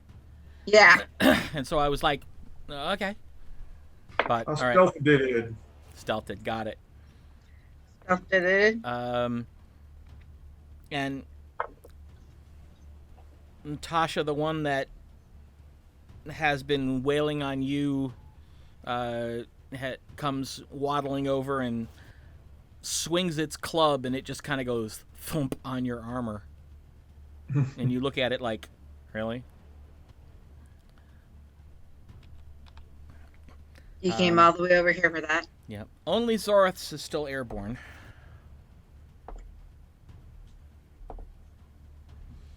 And does manage to get a slash in.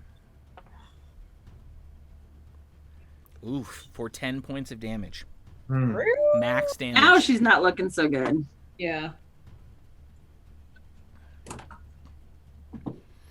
All right, Tasha. The thing is now in melee range. All right. I cast magic weapon and I hit it with my sword. Casting magic weapon, is that a bonus action? Yes, it's it says I can do it at will. Right, but how long does it take? Oh, I don't know. Hold up. Hold, please. It says touch. That's range. Oh, okay. Casting time, 1 action. Never mind. I just hit it with my sword then. Okay, so you drop your crossbow, Mm-hmm. pull your sword as a bonus action, and swing. Ooh, and I rolled a 20. Nice. I am pissed at this thing. Oh, And I used both my hands, so Okay.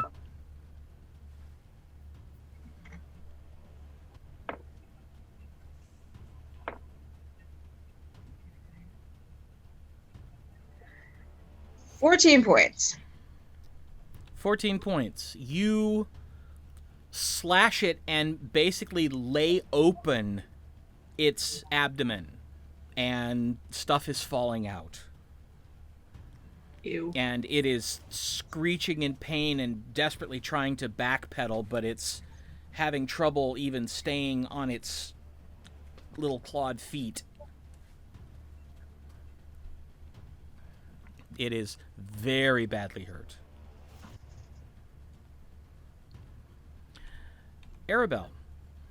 All right, so I'm going to move to Zorith. I presume we're all still pretty close together. None of us moved. Okay, so- if you move to Zorith, the harpy that's attacking you will get an attack of opportunity because it is in melee with you. That's fine. Okay. She's hurt. So Yeah, it can't hit you. okay. All right, so I'm gonna do cure wounds. So 1d8 if you can roll. I got a 7. Okay. So you get 10 back, Nick. That'll help. Okay, I'm out of spells. So I mean I can spare you if you go down. Right. Spare the dying, but that's all I got left. Right. And then given because we were all pretty close, I'm going to position myself between the two of them. Okay. So hopefully then I'm maybe 5 feet on either side. So I can try and help defend them since I can't heal them. All right. And that is my turn. All right. And Zorith. I'll run closer to Arabelle knowing that that's what she's trying to do. So I'm definitely within 5 feet of her. Okay. And how close is she to Tasha? Like, was she within 5 feet to Tasha also? That's what I tried to do. Yes. Okay, then I'm just gonna run closer to her on the one side, not the same side as Tasha. Okay. And tell me what they're doing, please. One of Where- them is in melee with Tasha. One of them is hopping toward Arabelle. And the one that's been attacking you is circling back around for another strafe in the sky.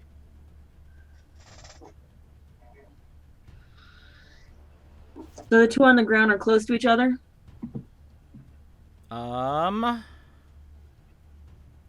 Yes. Within 10 feet.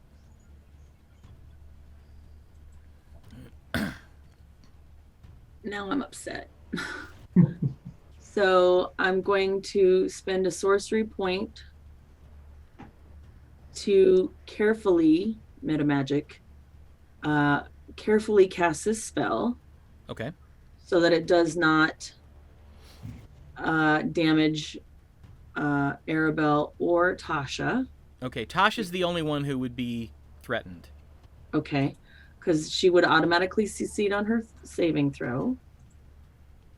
And I am going to wait. Where's my stupid sorcerer point? Poop, poop, poop. Oh, I did it. Okay, I am going to cast Burning Hands at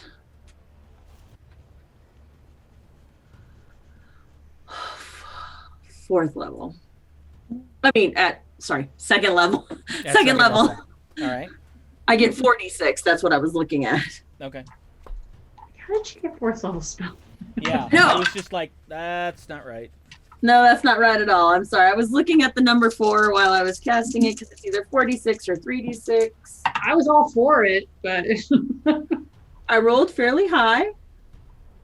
I rolled 2 5s, a 4, and a 1, so 15 points of damage of fire damage with Burning Hands.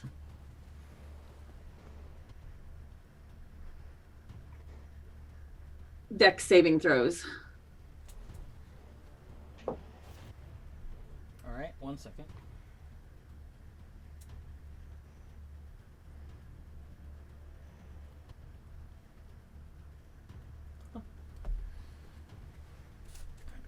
All right. Now, how much damage? 15 15. if they don't make it, and 7 if they do, I guess. And those are dex saves. Right.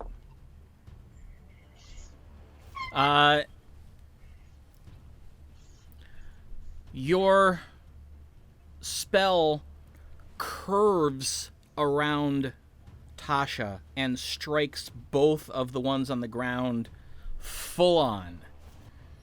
And there are 2 very loud, anguished screeches and then 2 burning lumps on the ground. Ooh, But fricaseed harpy. You done. I need Arabelle, Araman, and Tasha to roll perception. Uh-oh. Shite. Well, you made me do it. 17. 23.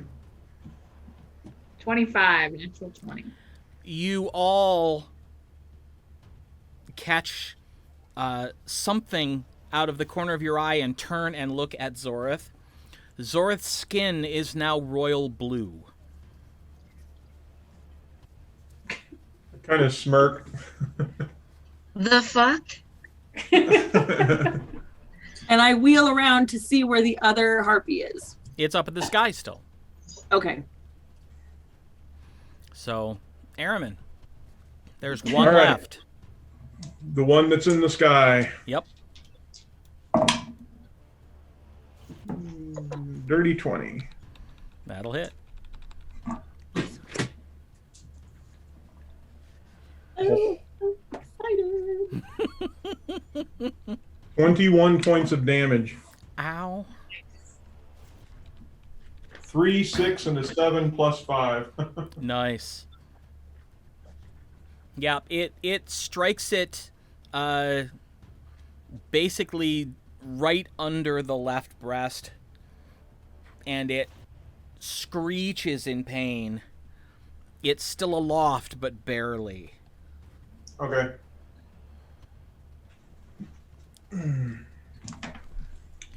And bonus action hide. 21. All right. Oh, shit. How long are you going to be blue?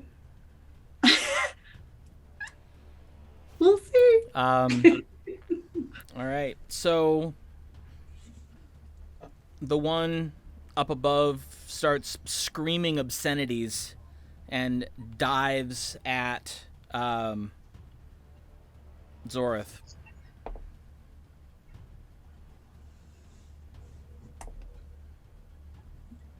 And I will use my reaction. Okay. If it is Yes. advantage.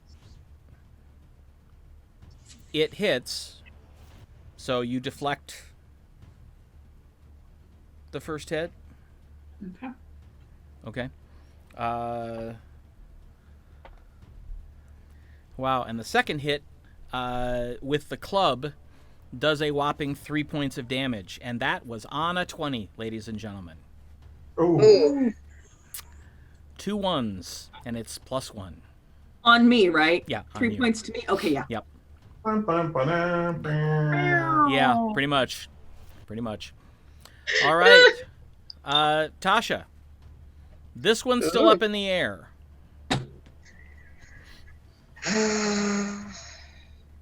Um, But it came how in. far? Right? How Sorry. far away from me is it? Go back. About 20 feet. Ah, shit, that's not gonna work. Alrighty. I switch out to my crossbow. Well, because you dropped the crossbow to pull your longsword, it will be an action to switch back to the crossbow. Damn it. Put it right at her feet and she's got to pick it up. Yeah, but it would be an action to do it because it's not handy. Can I draw a dagger and throw the dagger?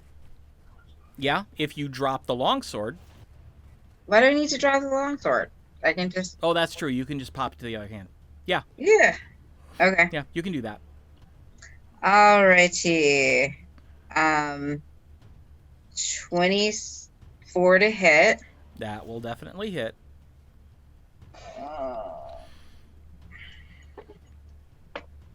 Woo! 8 points! Max damage! Wow. Nice. Right. All right. Well, the dagger catches it right in the left wing joint, and it too begins this slow descent to the ground. Arabelle. Is this the one that's baned? No, that one's dead. No, yeah. This is the one that was on Zori. Yes. I will try to hit it with Sacred Flame, but it's a Dex saving throw 13. All right. I rolled an 8, and it only has a +1 Dex, so it hits. Woohoo! Whopping 3 points of damage. Hey, every little bit helps. And Zorath. It's hopping its way back toward you, still spitting expletives. It's hopping mad. Yes. I look down at myself. Hey, self. Yeah, you bring your hands up to cast another spell and go, what the? Shit! And then I cast. And then I'm going to cast. That's funny. I'm going to cast Firebolt. Okay. Firebolt.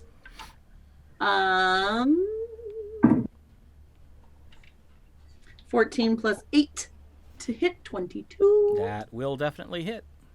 1d10, you dirty bee. Ugh. 4. Ugh. It literally catches its left wing on fire. And the feathers kind of go up very quickly. And it's just kind of burnt and It's still up. singed, and it's still up. Yeah, with a 4, I don't expect to do Yep. anything magic with that. Finish it, Airman. Araman.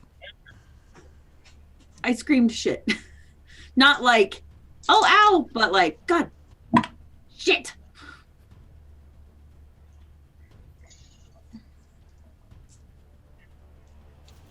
So 21 to hit. All right. I might be screaming that a lot. Like litany. 17 points of damage. Oh, wow. Yeah. It, I think its head exploded. Like, Ew. just came apart. It Well, had it's one doing hit, its Steve Martin impression for sure. it had 1 hit point left. Oh, I knew it must have been that when she did. I know that. I know that. I knew it. As I was soon as- sitting there waiting for you to roll, going, she got a 50-50 shot at this, really. I did not. all right. So, so I kind of look around, make sure there's no more reinforcements. Right. Take the hood off when I deem that it's safe to do so, and come walking up. Don't. Is all I say. I go up and I just give Zori a hug. I'm like, there. I can see you've got the blues. I fucking hate you when I kick him. Is there a reason why you are blue? It's a side effect.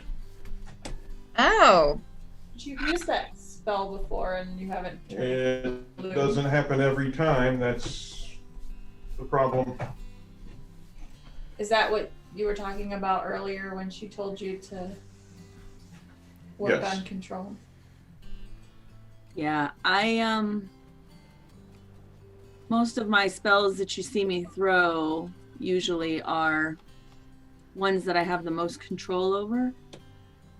And I haven't been using my larger spells because I'm afraid of, and I turn around like this and other That's- things. Yeah, that's Never happened to me. innocuous. Never happened to me, but somebody in the school turned themselves into a potted plant. It was really weird. I've never had that happen, but it could. So there have been a bunch of things that I've seen and some minor things that have happened to me, but I potentially could be this way for a while. I mean, A long it's while. not that bad. It's nice. Yeah, with what your color hair. blue is it? It says vibrant. It's not like sky blue. Is it more like no, midnight? it's royal blue. Ooh, Yeah. Fuck, that's the worst. What? cobalt Gross. blue. It looks nice with your hair Oh, gross. and your And eyes. I promise not to sing the Smurf song. Thanks. No problem. Yeah, You need to get your white hat. it's a better blue than that. Well, that's good. Better blue than the Smurfs? Oh yeah. We need to rest. Rest. For reals. For this special occasion, I am going to do Song of Rest. Ooh. All Where, right. are we, where are we at and stuff? What time of the day is it? It's probably about 10:30 in the morning. You haven't even made it to lunchtime yet. Dude, but we need a rest. Well, we at least need a short rest. Yeah. That'll get everybody healed, but I don't have any spells. So what Song of Rest does is if you or any friendly creatures who can hear your performance regain hit points at the end of a short rest by spending one or more hit dice, each of those creatures regains an extra 1d6 of hit points. Oh, nice. That's nice. Yeah. Yeah. So if Yeah. you spend at least one hit die, you get a bonus 1d6. Yeah. I'm gonna use 2 hit die. Or no, I'll use 1, I think. Should be enough. Where's that? We have healing potions if you're down. Yep. You have 4 hit die. You can use 1 up to 4. Where are they? In your short rest. Yeah. you Oh, put the rest at the okay. top. I get it. Okay. So, Let me see what it says. I have something called something fancy. And I don't know. Oh.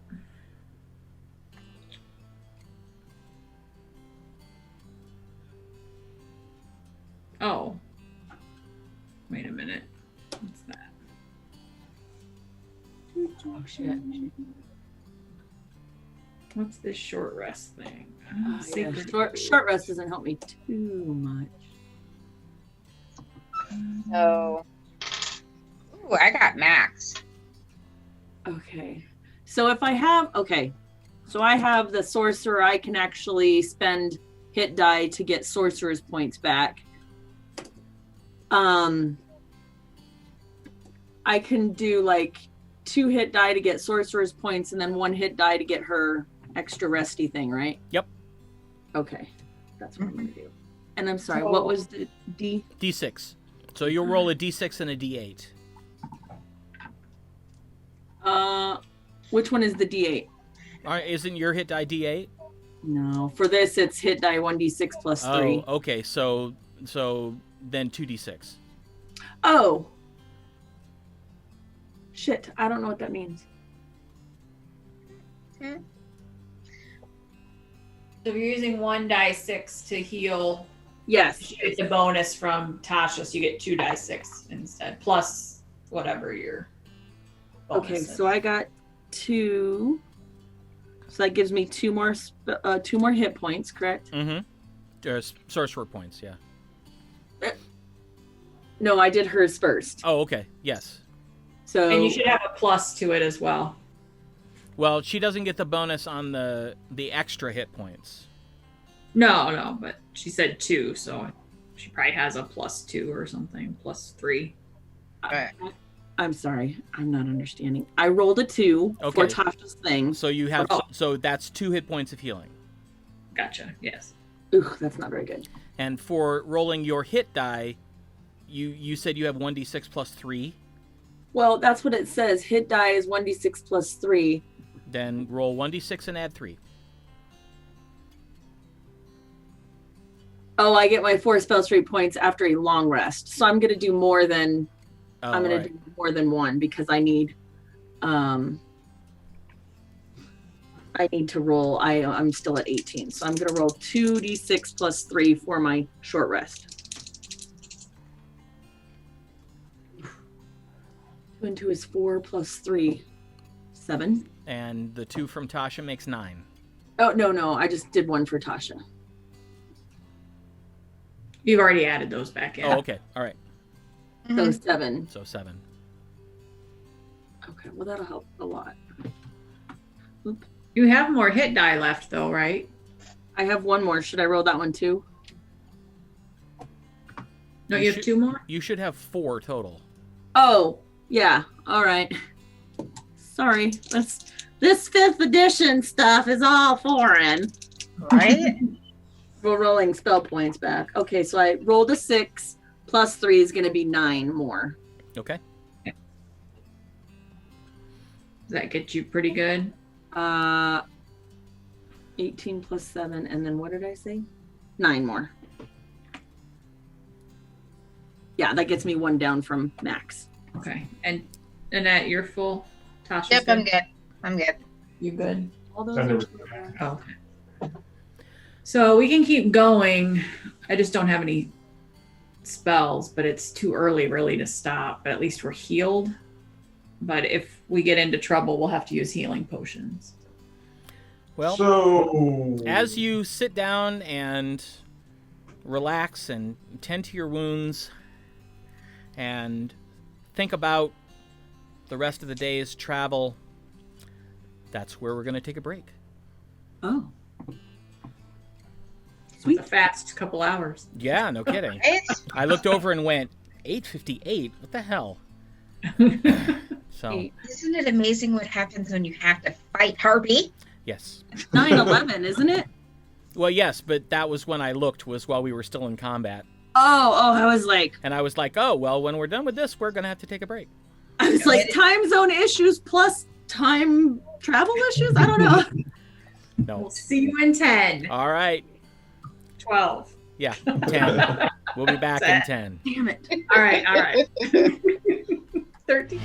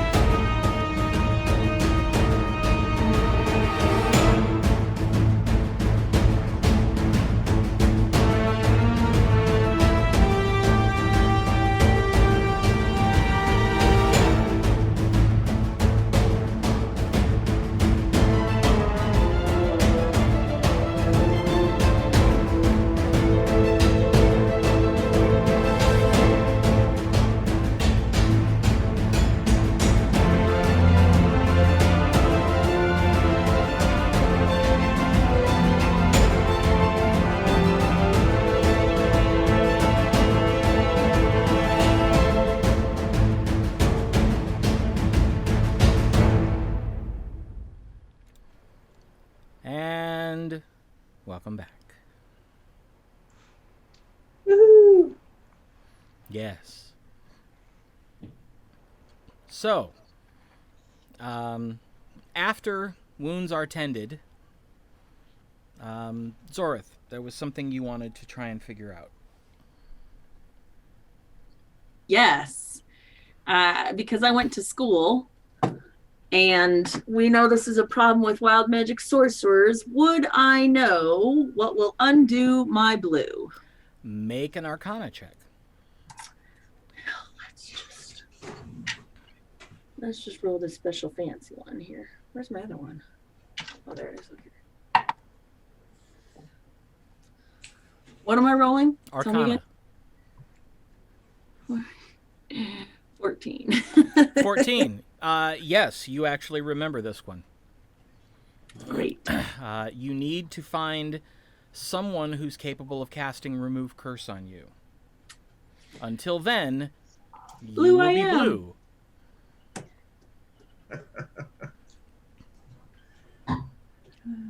So it could be a while. Yep. And I say that because Remove Curse is a big one. It's a little higher, yeah. So Yeah. like less the restoration and stuff won't even work. Nope. Nope. Has to be Remove Curse.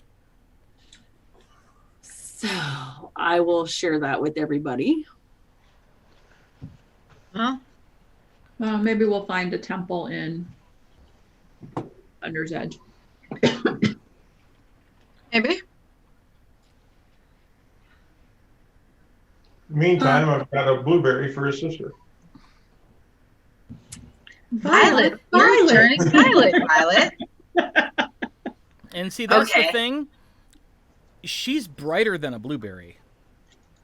Yeah. Yeah. If it's royal blue, it's not a pretty body color. It's not like a fancy, beautiful dark skin or like any. No, it's like that color blue. Yeah. Yeah. Cleric, Paladin, Warlock, Wizard at level 3. All right, yeah, I only have first level spells, so it would be a while. A cleric, though, I should be able to find. I don't think I have access to that spell. That's okay. If it means anything to you, Zori, that's my favorite color. Thanks. And then I like do a little pirouette and I flex. Maybe I'll grow into it. It's better than a plant. It is better than a plant. Yes, it certainly could have been a whole lot worse than it was. Yes, I can just see the next time Araman met someone, he's carrying a potted plant. Say, I'm Araman, this is my sister, Zorith. The plant actually is not permanent either. That one's short. Yeah, that one goes away on its own. Yep. After a time. After a time. So, all right. So you're healed up as much as you're going to be. Yeah, it's to the start of your next turn, so it's quick. Mm-hmm. But sorry, it just makes me laugh. I'm blue, da ba dee da ba da. All right. So, do you continue on? Yes. Yeah. All right. Yep. So you mount back up and continue on southward. Everybody make me a perception check for this leg, please.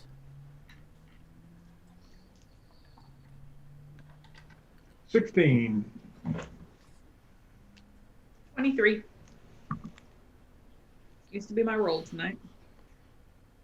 That 11. seemed to be your roll. I'll take it. It's a good roll. Ooh.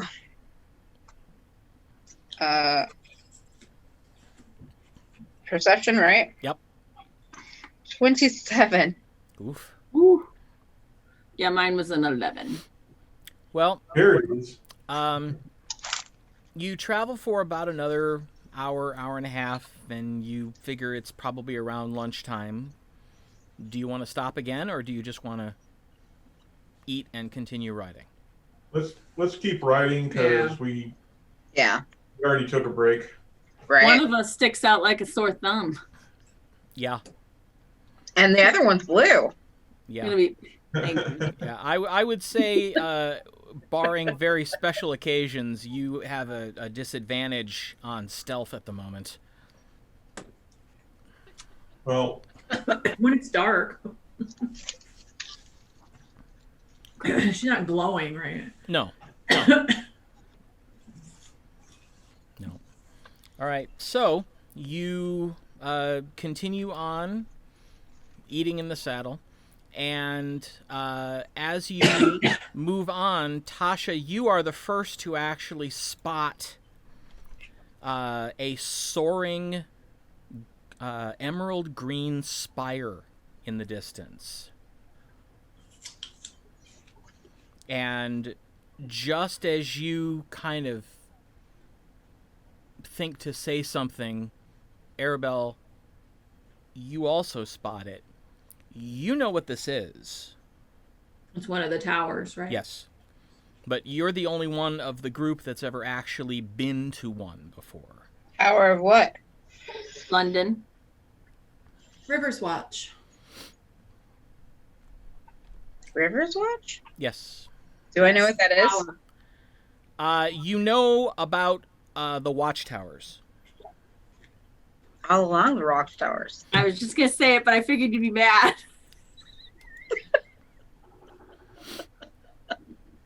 I got my one sassy quip out, so I figured.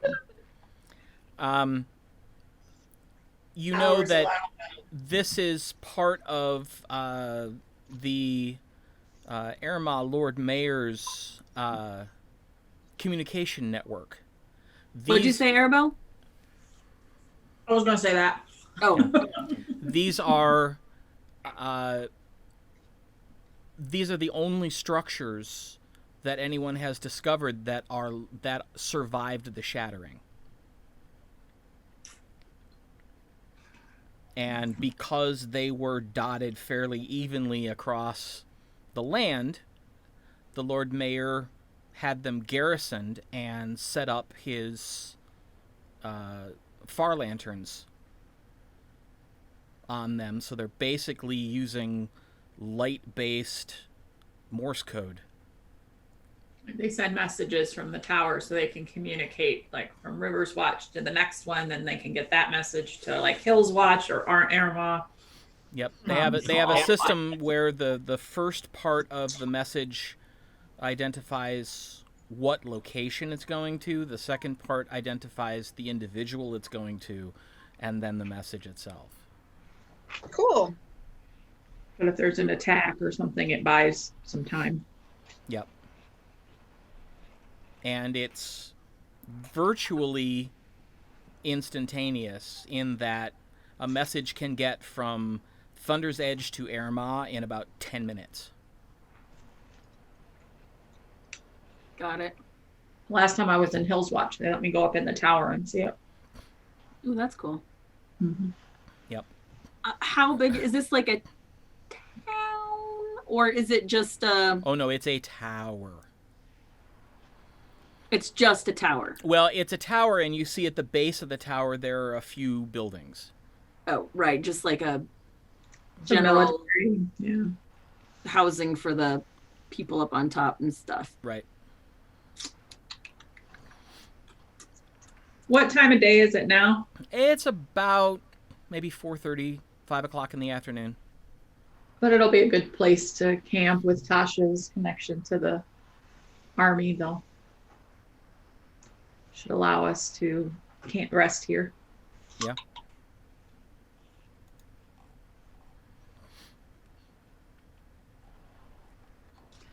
Yeah. As you approach, you see exiting the tower a male half-elf wearing pants and a rough spun shirt, otherwise really not wearing anything. He's barefoot, no weapons, nothing on his hands or his head. He comes trotting out and says,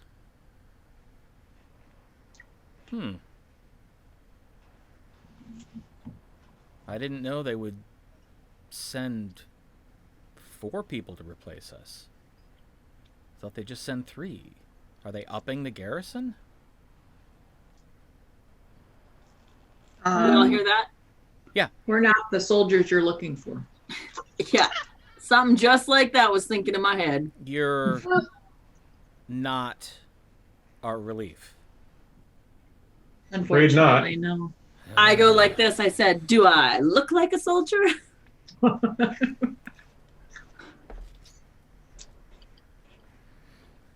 He looks, and you see him go,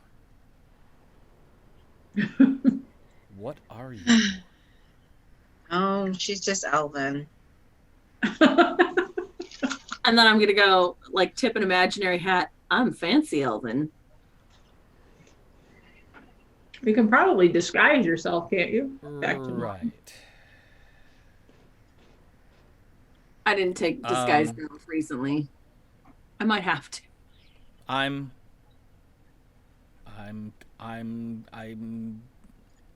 going to imagine I should welcome you to Riverwatch then.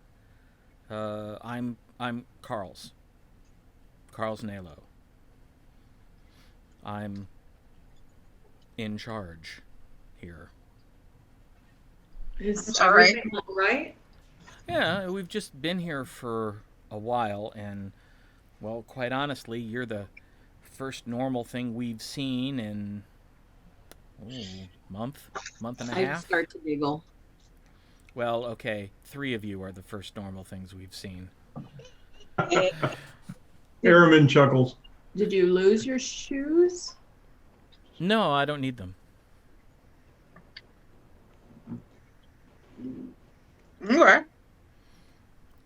I just figured you had. He goes to bow, and he bows, and the rest of his body follows him, and he does a perfect 360 and lands back on his feet. And what did you say he was? Half elven. Oh, okay. I studied at Remini Keep. Do we know what that is? Make a history check. I have it written Tasha? down in my notes. Tasha, make it with advantage. I Oh. have Remini Keep in my notes. Yeah, and we just talked about Remini Keep with Mother Tassa. Yeah, that was really funny. I rolled 2 the same thing. 21. 19. Fuck me with my 6. No. I should know it, though. Language. 18. 18. All right, Zorith, you're going, okay, I know this. Mother Tassa just spoke about it. I don't remember Yep. what I'm supposed to remember The about rest it. of you immediately go, oh, he's a monk. Okay. Because that's where they trained them. Ah. Nice.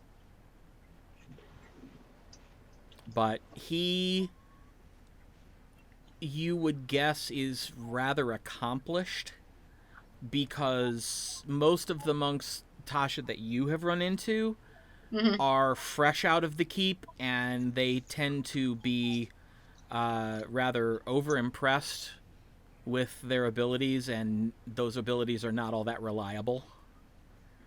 He appears to be very calm, self-assured. There's no bravado about him, and he did that just as easily as you might, wave at someone. I was very Well, impressed. alrighty then. It keeps me limber. But you must be tired. What, if I may ask, are you doing here? Why are you headed south along this road? We're headed to Thunder's Edge. We're on a mission. And this was the route you chose? Or Yeah, the it's like- other ones. Yeah? We're headed through the woods. You're either very brave or very dumb. How about Both. naive? Little column A, little column B. Well, What kind of things have you been experiencing? this is perhaps a discussion to be had over dinner. There's some place we sorry. can keep our horses that are safe. Yes, yeah, we have a stable. Come with me. We'll get you set up and get you installed in some of the bunks in the barracks. Thank you. So he takes you to the stables, and you're able to put your horses up and brush them down and get them some food and some water. And We would introduce ourselves, I'm sure. and then he takes you to another building, and he kind of opens the door. It sticks a little bit, and he pops it open, and you can see inside. It is very neat, but it's a little dusty. And he walks around and starts opening windows, and he says, these barracks were originally set up for a cohort of 12. And so there are 2 barracks. With 3 of us, we only used the one. This one hasn't been used in several months, so excuse the dust, but you'll have a building to yourselves. Can I? Round. Thank you. Oh, can I do prestidigitation to?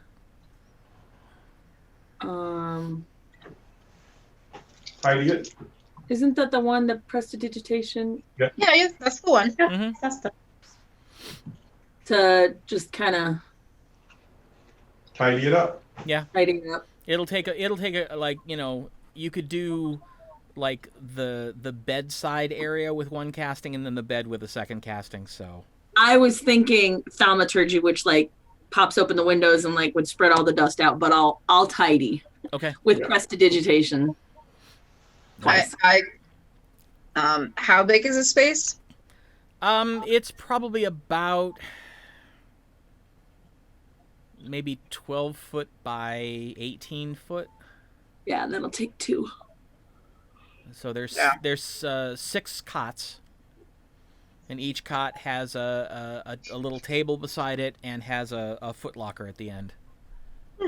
Nice. Oh, this is wonderful. Well, Put down all my stuff and it's home. Evidently, they need relief. If we like it, we can just stay. Yeah, we got things Well, to do. she could stay. And he points at Tasha. Huh. I recognize military gait and the military bearing. What's your rank? Oh, what is my rank? You are a private, so I'm a private? Yep. Oh, well. wait, I thought she was a lieutenant. oh, maybe she is. I don't remember. This is a long time ago now. I wrote it down. Okay, all right. I will find it. Or Too far away. maybe it was a corporal. Lieutenant in Army, Oh, all right. and he's the captain. I say, well, I'm a lieutenant. Congratulations on your promotion. Well, then, yeah, you could definitely take over. You could work with Aloric and Hagrin, and I could go home. I would like to help you out, but I have orders that I have to follow. The caloric hag? Of course. Huh? The caloric hag? What did you say? We could work with the what? Oh, Aloric and Hagrin. Your coworkers. Yes. Oh. My men. They sound like real winners. No, they're fine. Just, it's been just the 3 of us for about as many months. Mm. So, Why haven't they sent you any relief yet? That doesn't make sense. I don't know. How long is it normally? 2 months. Have you asked points up at the tower. We have. The last word we got was they were en route, Uh-oh. but that was Well- 2 weeks ago. Been a lot of bandit activity. A lot. Which way were they coming from, or where were they coming from? Let's see. One of them was coming from Sandy Cove, one of them was coming from Costed's Wave, and one of them was coming up from the edge. We came from Costed's Way, and we Crossed its wave just a few days ago and didn't encounter. didn't see anything. Hmm. We did encounter some harpies. Yeah, that's not uncommon. How long? What, Oh, go ahead. what else is around this area? The Everwood. That's where we're headed. Surely you're not going into the Everwood. Yes, it's the Well- quickest way to Thunder's Edge, right? Well, I mean off the road. I mean, the road's Oh, bad we're- enough, but you're not going off the road. We're not planning on it. Okay. All right. There are some mushrooms and stuff in there that we might be looking for, and herbs Nope. and stuff. Yeah, Sandy Cove would be down the other way, so we didn't come through there. Well, this is good information because now I can contact Central Command and let them know at least that the relief from Costed's is nowhere to be found. No, we traveled down the river from Airmont to Costed's Wave. And then came across the bridge and down and didn't see. That's the route that they would have taken. Yeah, this is not the news I was hoping for. Aside, we can- aside. Hmm. Question. Yes. When we were with the father and the son, Aaron, Aaron and Aaron? Ormond.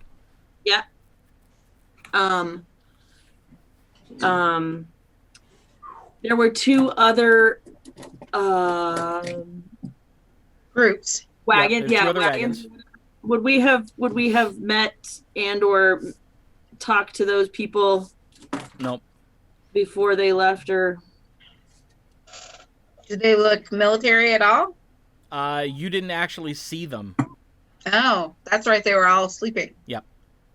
They were all inside the wagons when you got there, and they were gone before the sun came up. They went the other way. back to Costed's Wave probably? Well, So one of them was headed east, and then Okay. one of them was headed north back toward Costed's. So neither of those would be what we were looking for, probably. East would have been back towards like Woods Watch or whatever. Mm-hmm. Over the bridge. Yeah. so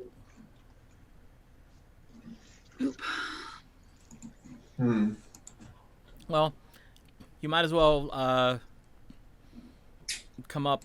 Ever been up to the top of one of these towers before? No. I- Nope. Which one have In you been Hills in? Watch. Hills Watch. Hills Watch. Oh, that would be nice. Like to see the mountains. Like to see anything but red, yellow, and gold. What's red, yellow, and gold? Trees. Everything. Everything to the west. Wow. Can see the water. Yeah. Yeah. Well, come on up. Come on up. I gotta go up and figure out who's staying up and who's coming down with me to cook. So. And we're happy to help with meal preparation. Oh, well, that's very kind. Thank you.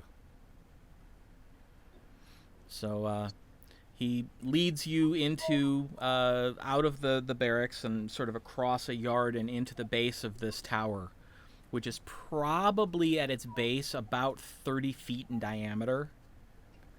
And Jeff, yeah. I'm kind of scrutinizing everything this guy says. Like, just to make sure he seems what he is what he says he is. Insight check. All right, make an insight Anyway. check.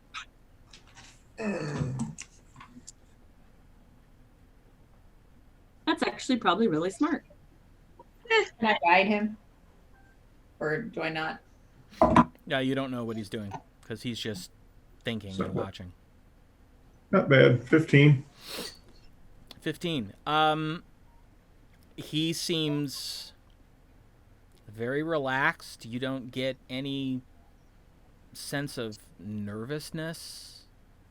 If he is being deceptive, he's exceptionally good at it. Okay. Because you're not seeing any of the flags that you know to look for. Right. So, inside the tower, there's crates and barrels stacked up against some of the walls, and there's a spiral staircase that goes up around the outside of the tower, and he just starts walking up the steps. Following.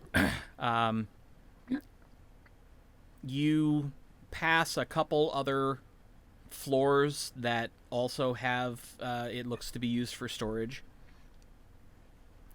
And after about 5 minutes of climbing, you come up through a trapdoor in the ceiling and find yourself standing in, you come up in the center of a 20-foot flat top, and you can see sort of a low crenellation around the edge, and there are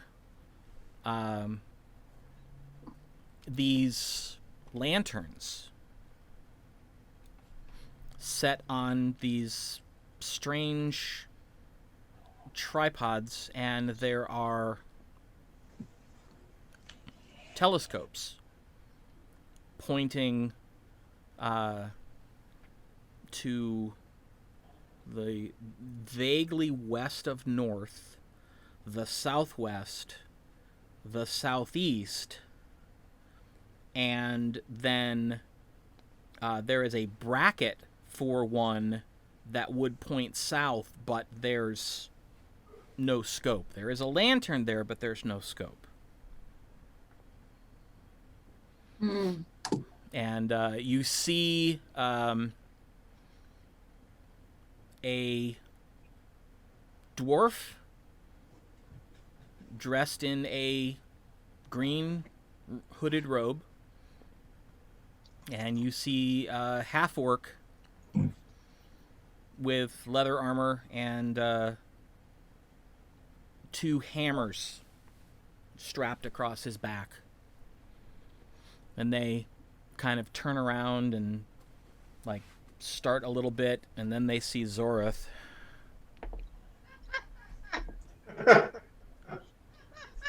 And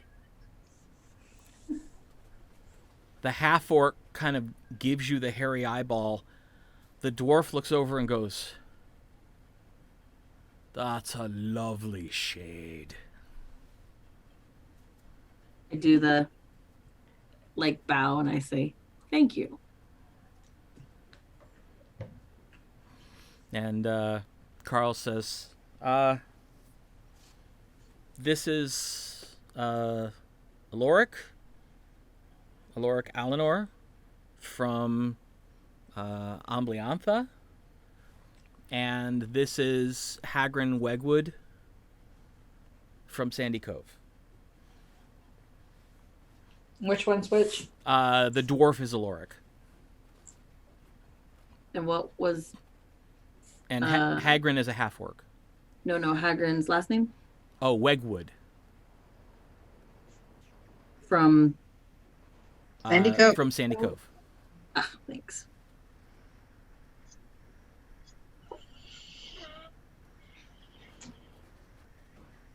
Now,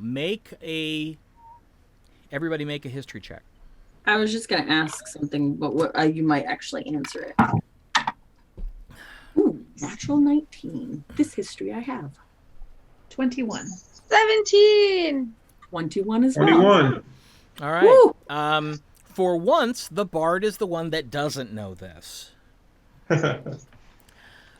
Ambliantha is the forest at the extreme northwest area of settled Aecathan. That is where the Druid Council resides and where they train their traveling nature priests. Does he look like a druid? He doesn't look Druish. Well, he is wearing a green hooded robe. You said traveling nature priests. Do you mean traveling nature druids? Yep. Okay. Are Same thing. you a druid? Aye, that I am. Do you happen to have the ability to remove a curse? I don't think. I don't know if they've done it or Good not. question. I hope not.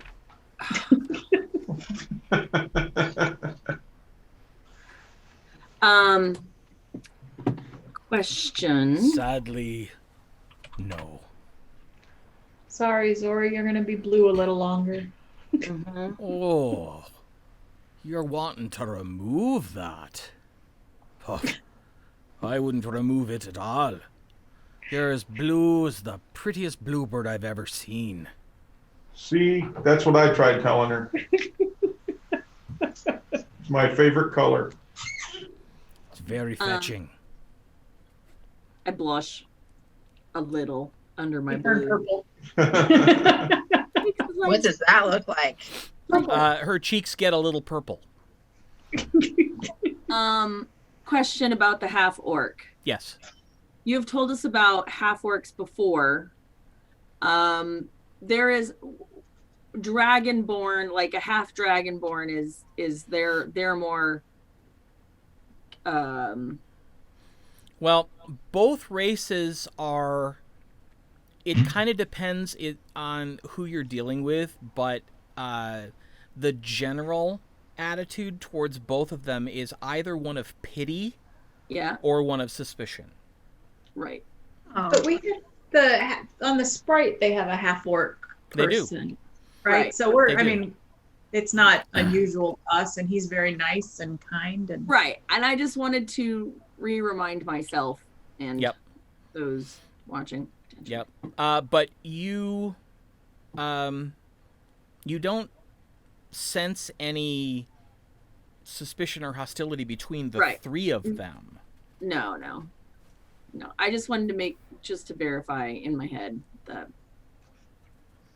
And the knock that we gave was to the thing was half work, and Yep. it was going to be fine anyway, so it's fine. I give every soldier Yeah. the benefit of the doubt. And Every person, kind of. Tasha, Yeah. are you wearing rank insignia anywhere? Probably. Well, I'm not in like my normal army clothes though. I'm in my travel clothes Okay. because Do You you know, wear my your job do you wear your rank insignia on your travel clothes? no. Okay. All right. You see the half orc is just kind of giving you all a once over, except for Zorith. He seems to be studiously not looking at her. Trying not to stare. Yeah.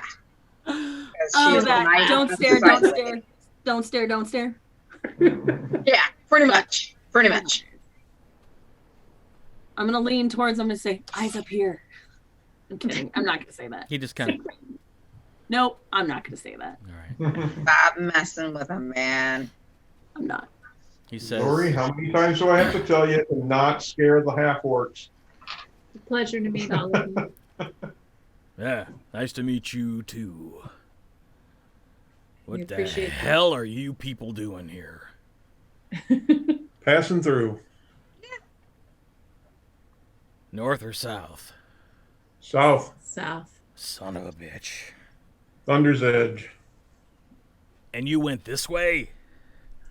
Yeah, we get that a lot. That's Which way would you have That's gone? what I said. Oh man, I'd have gone Remedy Keep and around, or gone down to the cove and around and up and anything but through the fucking Everwood. Again, Sounds like we're gonna have a delightful time. that's what I tried to ask them too. Yeah. Well, we had all of the options available to us, and we just picked the one we thought was most direct. So picking the worst possible way to go, that checks. Don't be afraid. It's not quite as bad as they're making out. Have you seen any? Have you had any issues or activity in the area? They all three start to chuckle. And Carl says, again, something best discussed over a meal. And Well, if you- you hear Aloric and Hagrid both say at the exact same time, "Not it." I And was they look at actually each other. backwards. If you'll point me to the galley, I guess it's not a ship, the kitchen, I'll see what I can put together for us. And Carl says, "All right, you know the drill. Hagrid, you did it last time, so Aloric, you flip." And you see the dwarf reach up under his robe and fish around and pull out a coin and picks up a dagger that's stuck in a table and puts a big X across one side of the coin, sticks the dagger back and says, "All right, I flip, you call. What do you want?" "Scarred side." "All right."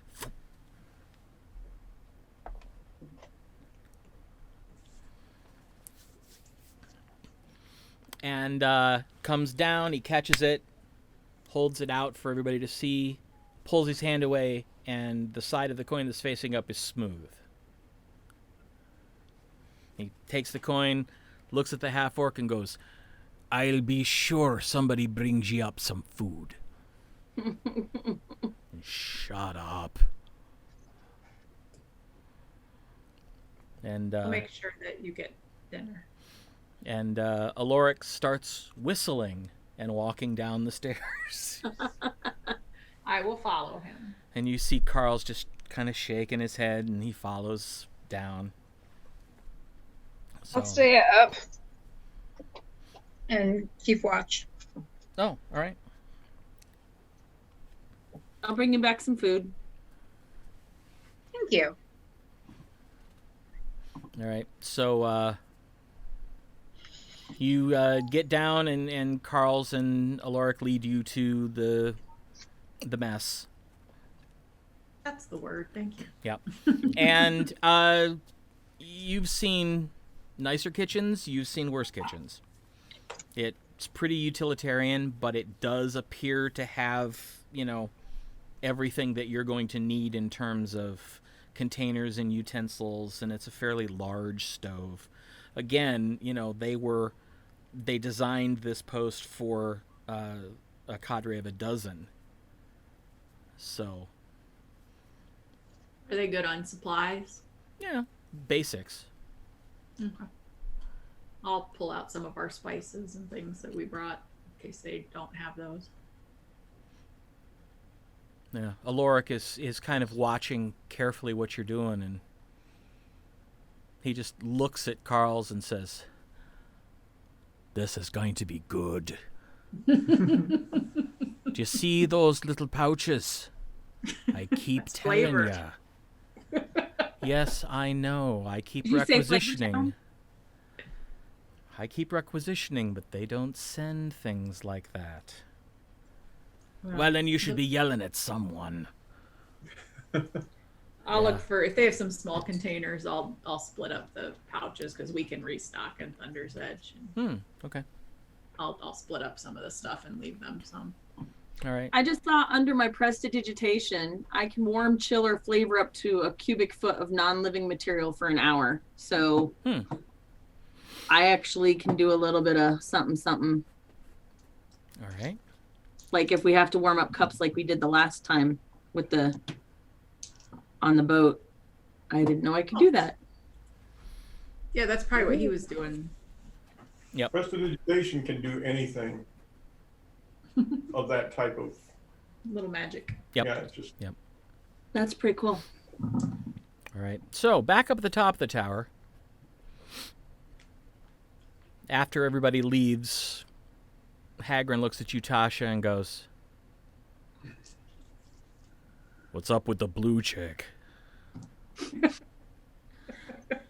She got the bad end of a spell.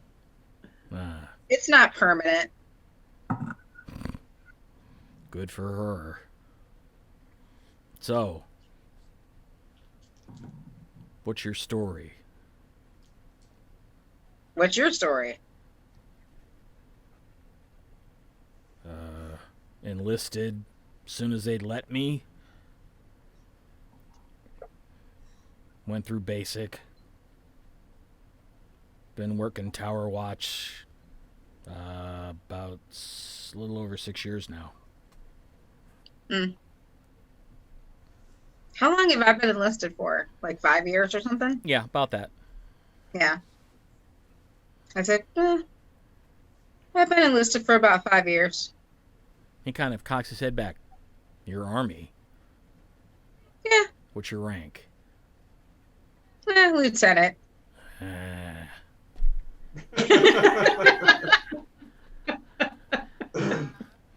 Yeah, no need. Yeah, No need. We're pretty lax about that out here. Things get weird enough. Right. I'm on a mission with those three. And you're going through the Everwood. Man. I've seen enough weird come out of that place. I would not want to go into it.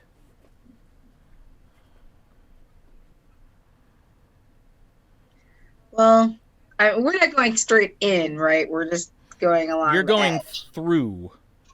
Oh, are we? Yes, Okay. the road actually runs through the lower end of the Everwood. Well, that'll be entertaining. And I say, well, I'll probably get a few good songs out of it. Oh, a musician, huh? Yeah. Cool. Hope to hear you play before you leave. Ain't none of us carry a tune in a bucket here, so music is not exactly something we've had.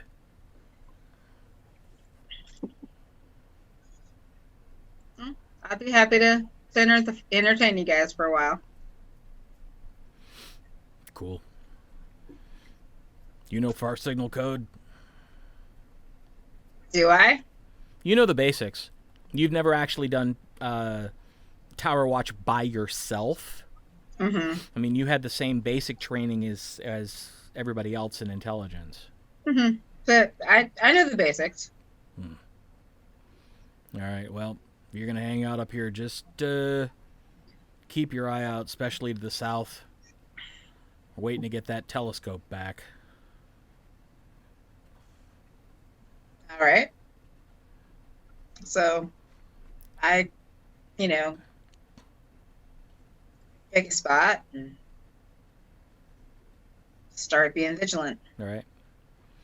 Yeah, he does most of his talking to you, looking pretty much like the north half of the sky, just kind of slowly back and forth. Mm-hmm.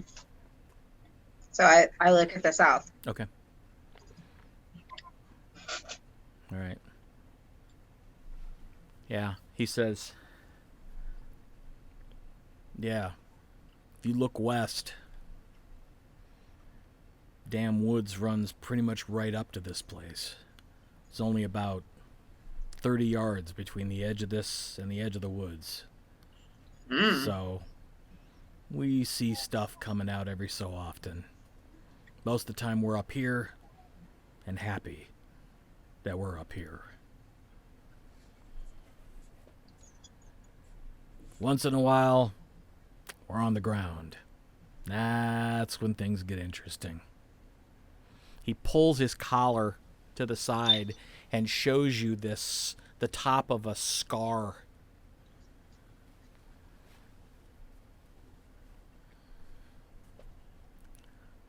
What was that from? Panther with porcupine quills, about the same color as your friend. Interesting. On the way here, we got attacked by a tiger. Orange and black? Yep. Okay, just a plains tiger then. Yeah. And harpies. Yeah. Yeah, ran afoul of them once too. Don't remember much. One of my squad mates had to knock me out. Apparently I was batting for them. Oh. Yeah. Whoops. I don't remember a whole lot. I just remember seeing them and thinking, wow, they are hideous, but nice. And it's all a little blurry after that. Oh dear.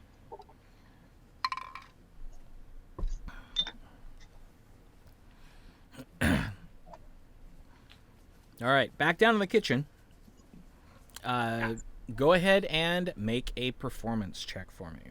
I did. I will help. 27.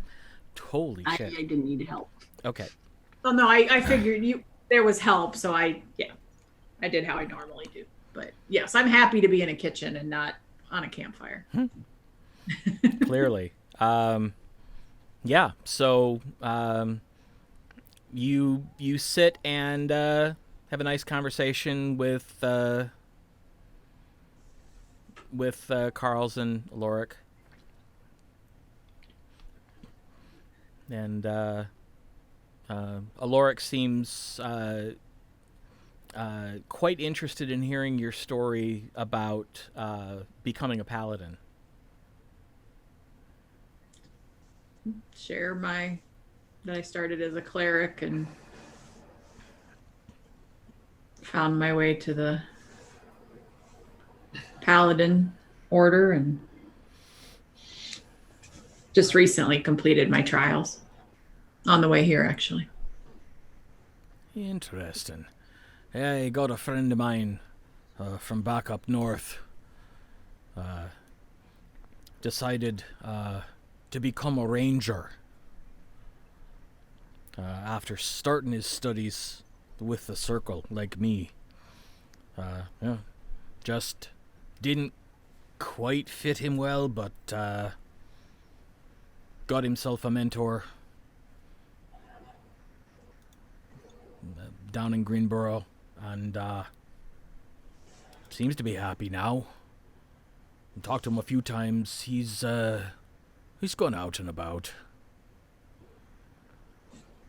Me, I've mostly been here. Ooh, whatever you're making, it smells something good. I hope so. If it tastes even half of what it smells, good is going to be an understatement. I think it's going to turn out pretty well. Well, I can't wait to find out. And you've put the spices in their spicy things already? Yeah, I split up the stuff when I was getting it out, and I'll leave it for them. Oh, And you are we'll too explain to kind. them what kinds of things that they'll go with. Just basic. Yeah, Aloric knows most of them. There's only a Okay. few that he's not familiar with. Airman gets out his little book that he bought with the parchment in it and his quill and ink, and he's just writing into his book. All right. You, Well, there's plenty of places to sit. Yep.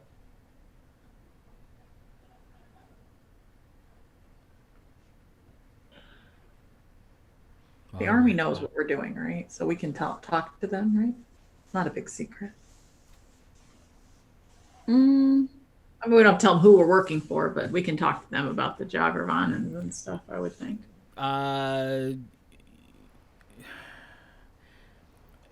As you think about it, you're not entirely sure that the army knows what you're doing. Okay.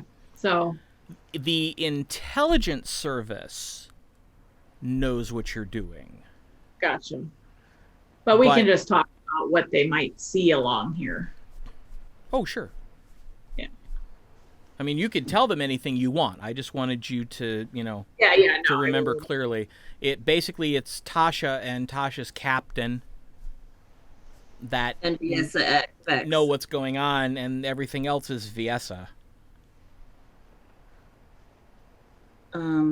So from here, you must get messages. What from Falls Watch, Prairies Watch, and Dunes Watch? Yes, and from occasionally from Romani Keep, we get messages from the Cove. We get messages from the Edge. Gosh, you might hate the color here, but I would imagine the Dunes Watch is a worse place to be stuck. Yeah, that's true. Well, at least they've got some variety, because they're watching both for trespassers as well as messages. We're just watching for messages and dreading seeing anything moving out of the forest. Do they get a lot of trespassers from the south? I've heard stories. I don't know how embellished they are, but I keep hearing the same 2 or 3 stories with slight variations, so I'm guessing not a lot, but the ones they do get are memorable.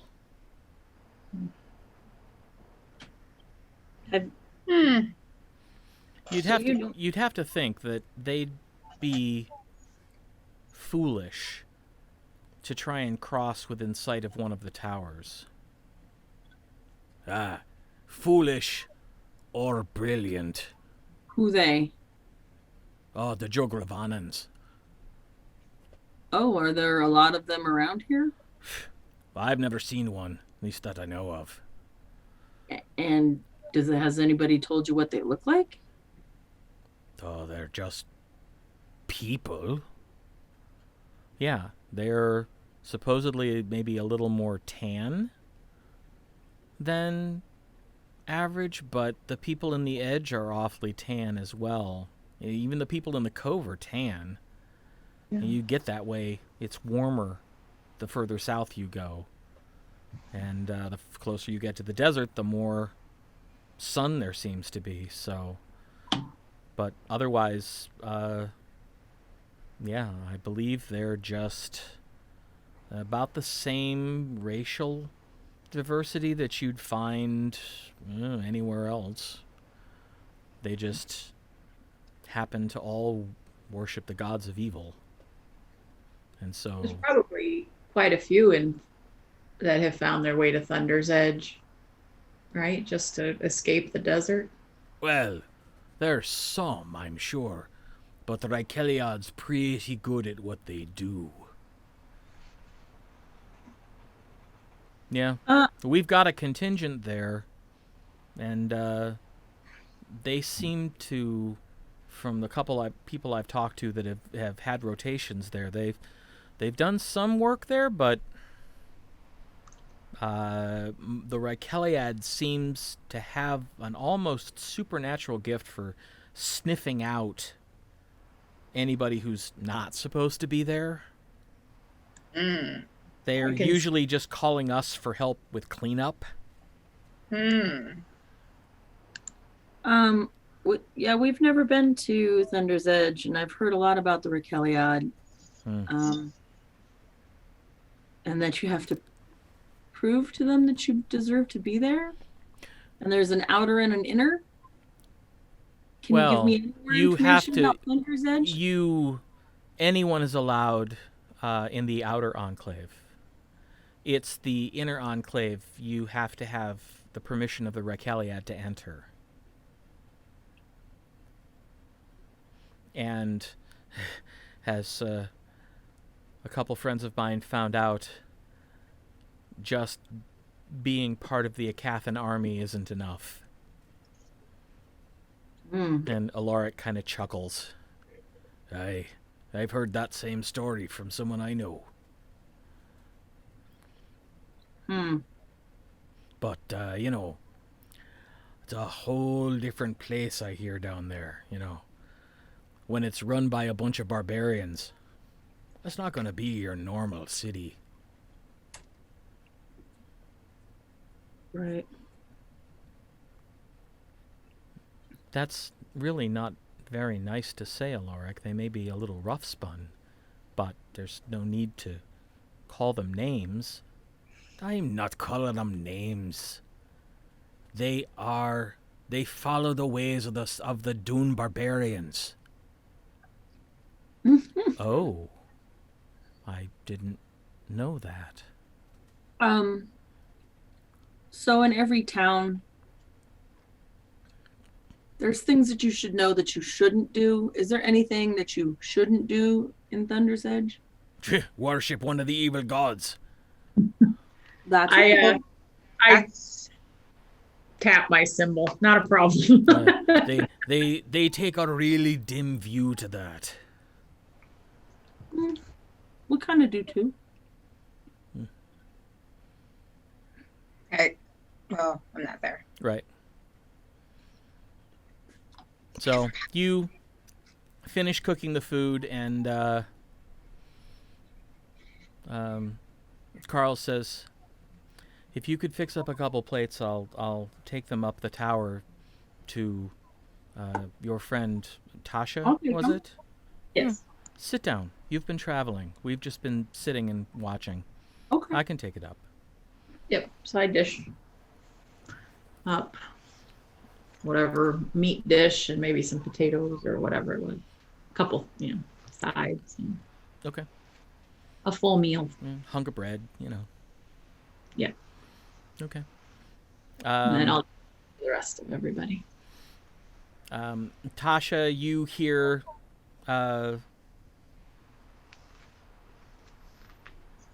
footsteps coming up the stairs, and you catch the smell of the food long before you see Carl's. And you see Hagrid go, "Whoa." Tell me that's dinner. That is dinner, my friend. Wow. Can you guys stay? Sadly, no. We have places to go. Man.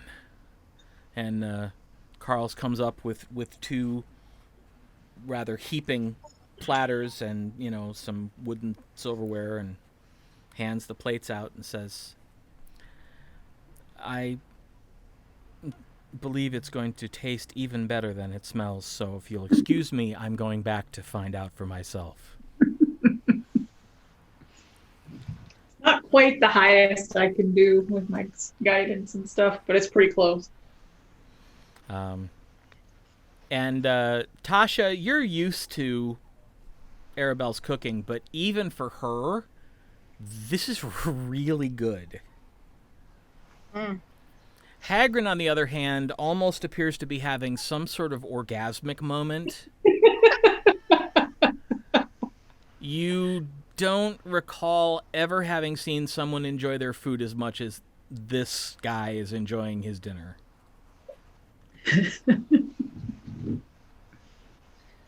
I say, she really outdid herself this time. I was just gonna say more so than even me. Wow. Poor baby. And he basically is just nodding and grunting and smiling and chewing all at the same time.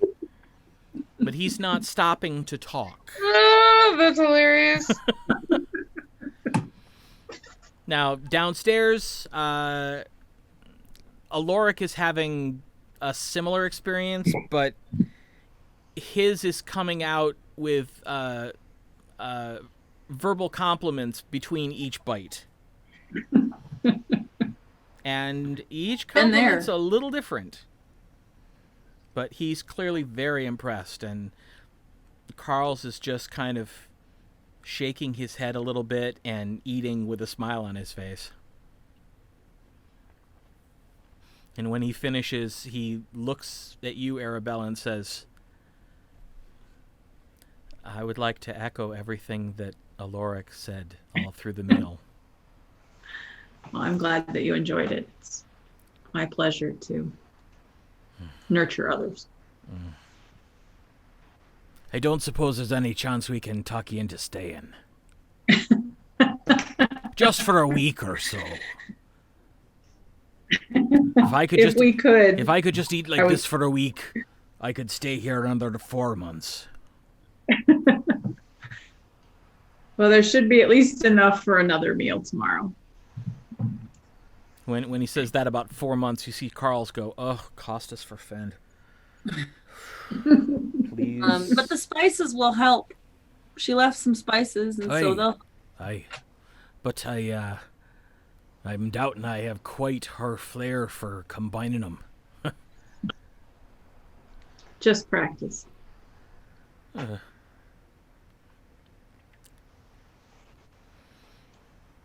And Quietly slide my dish over to. I just look at her, smile a little bit, I just say, humor me. I take it. Put it in front, like, up. Just, I don't replace mine because I'm not done, obviously, but yeah, it's there. It's next. Airman doesn't like my cooking. Always gives Or he half knows of it. that I like it too much. Well, I'd be more than happy to eat whatever he doesn't. Then I'm gonna push the plate on. Whoever said that. Are you sure, lass? Yep. Oh, I'll take it. It's a habit. He says, I'm heading off shift to go to sleep, so might as well go to sleep with a full belly full of fine victuals.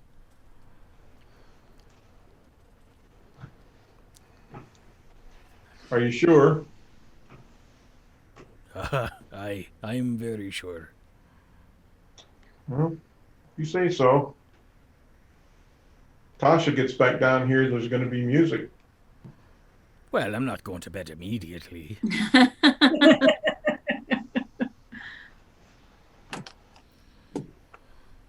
Carl says, well, why don't you come up? Can you perform in the open air? Sure. Why don't you come up and we'll all sit at the top. That way everyone can enjoy the music. She's still up there, right? Oh, yeah. Yeah, so he'll ask you, can she perform in open air? Yes. She did she take her stuff up with her? Did you take your Yeah. stuff up with you? Okay. I took my loot up there. All right. Ain't Well- letting that out. Well, then let's, when everybody's done, go ahead and go up. I will clean up. Doesn't take long. And I'll join you. Sounds good. Airman's satisfied his pages are dry and he closes his book. Puts his stuff away. All right. So, Tasha and Hagrin, you hear the sound of feet coming up the stairs, and you figure, everybody's coming back up.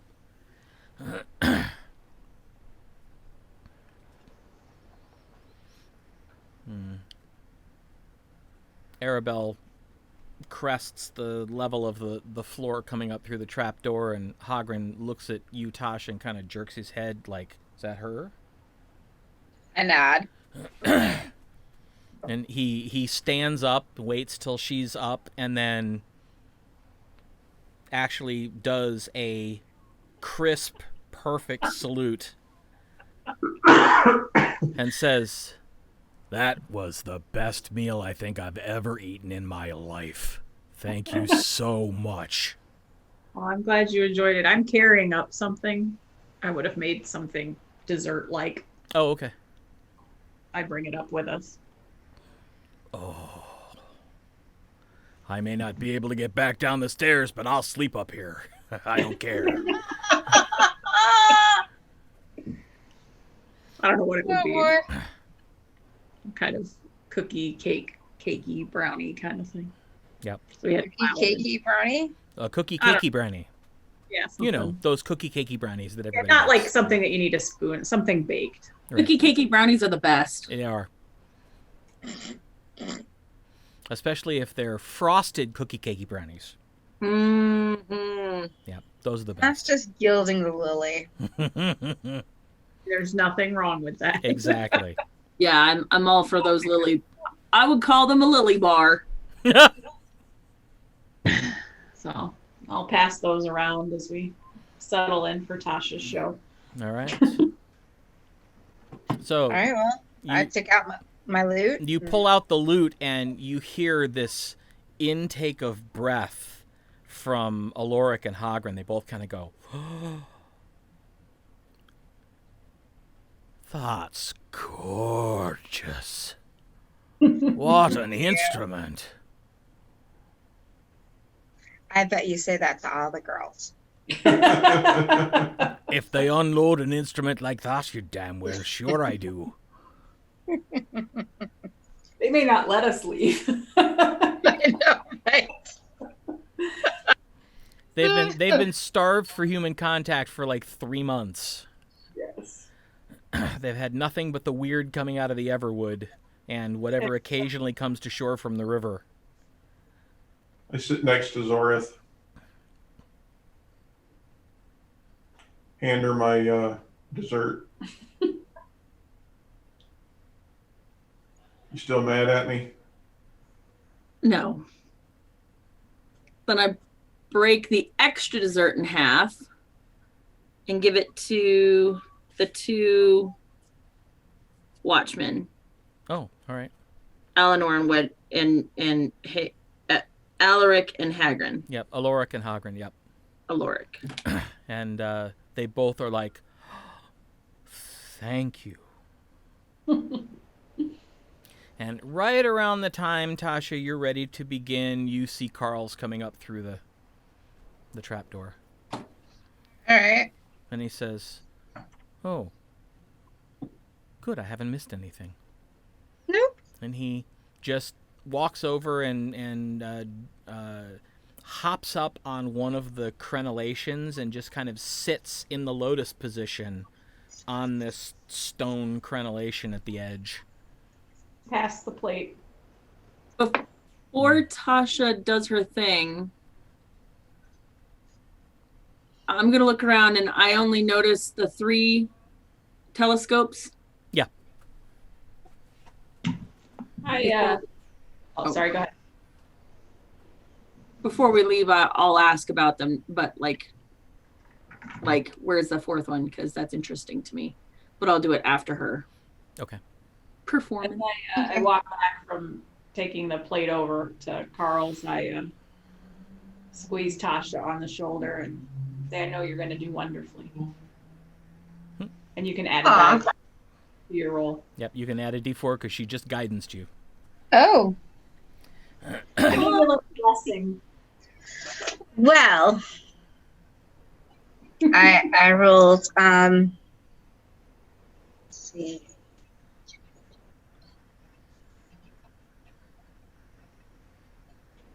I rolled a 28. Wow. We're never getting out of this place. Nope. They'll lock us in. I roll to be not kidnapped. That means treating her well. They're going to lock you into that barracks, I tell you. I know. And I play a lively tune and You know, something like a jig. All right. Toe tapper. Yep.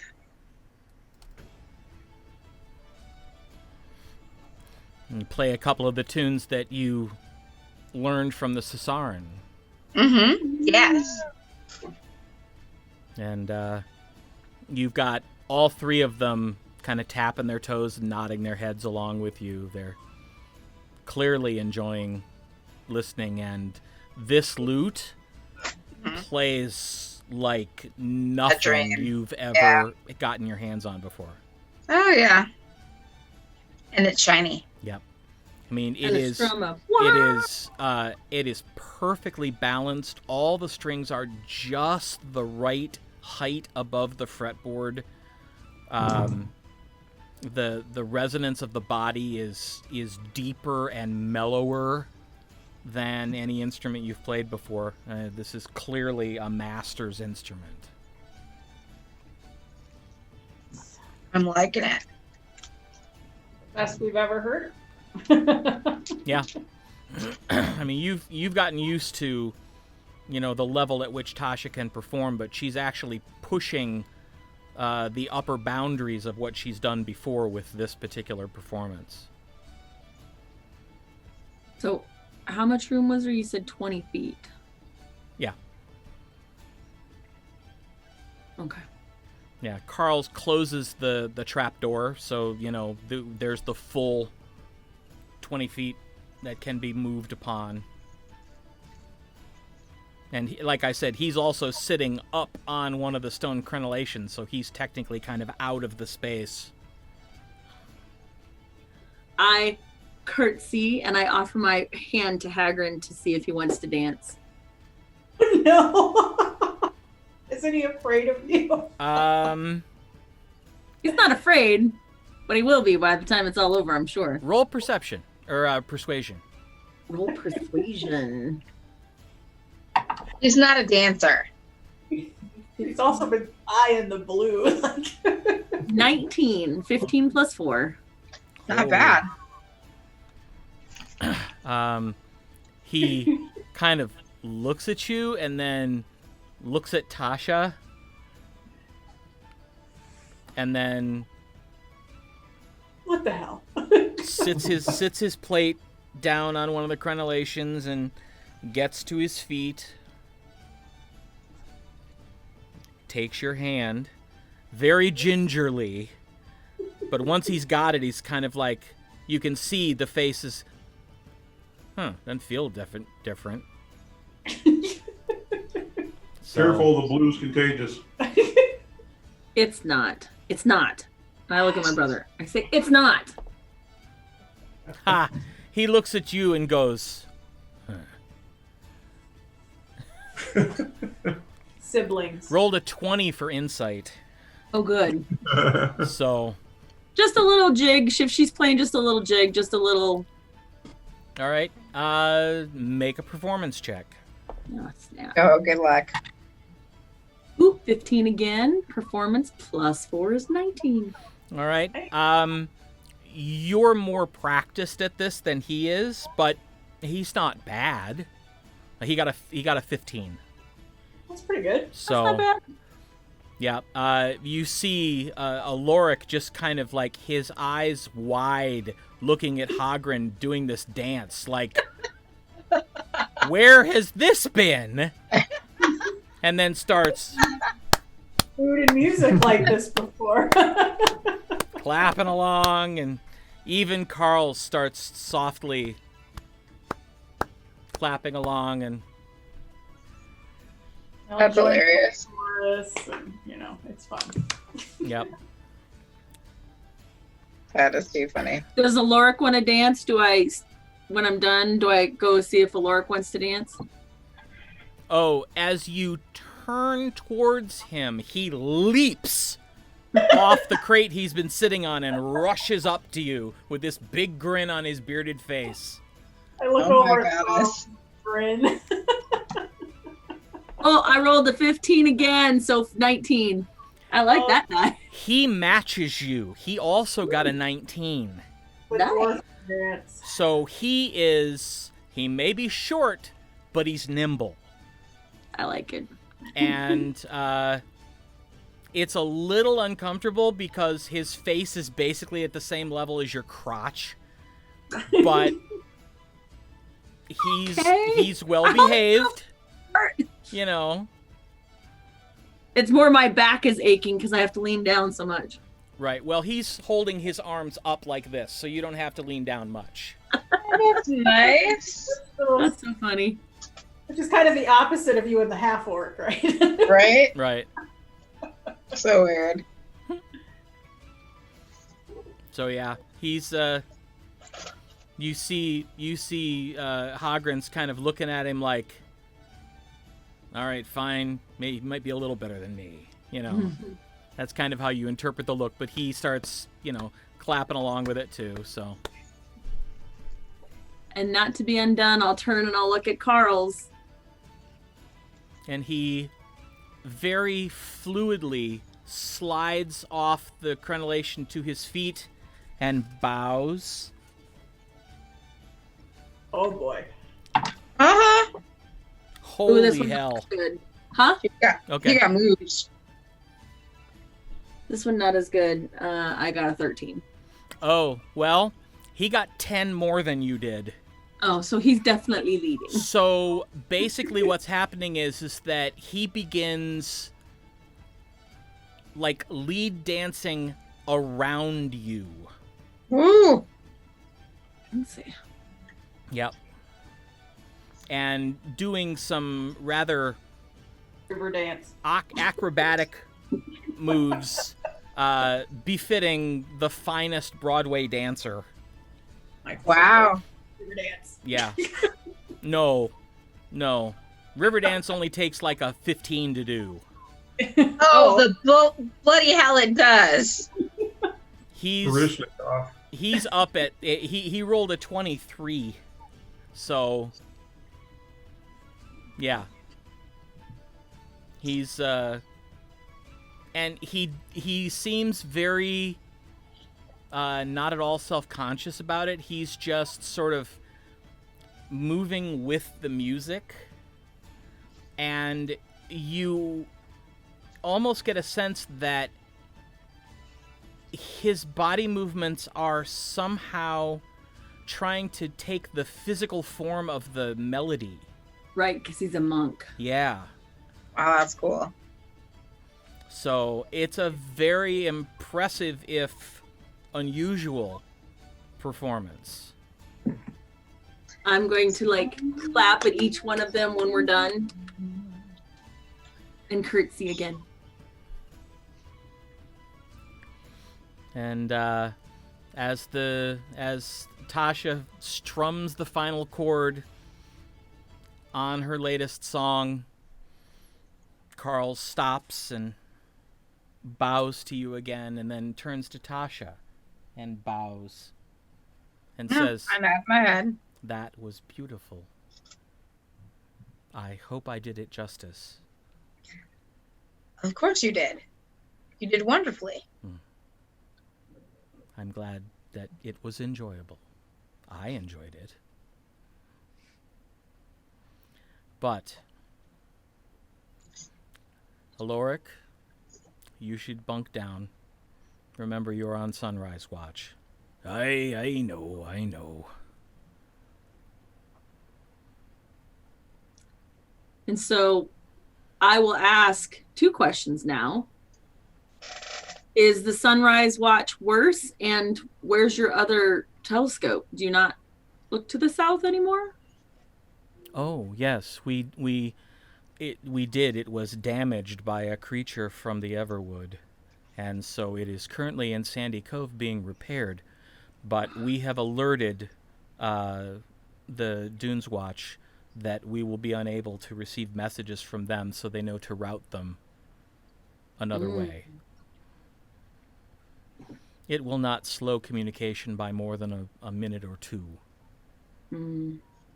And And then when it's repaired, it will be delivered, and we will then contact them and let them know that our southern face is once again active, and they can begin channeling messages through us should they need to. is one keep worse than the other? You said an animal came from, or something came from the Everwood. Was that at a specific time, or? No. And you don't know what it was? An animal? It was some sort of raptor bird, but it was emerald green from beak to tail feather. Would we know what that is? And A parrot. had fangs. Have we heard of that? No.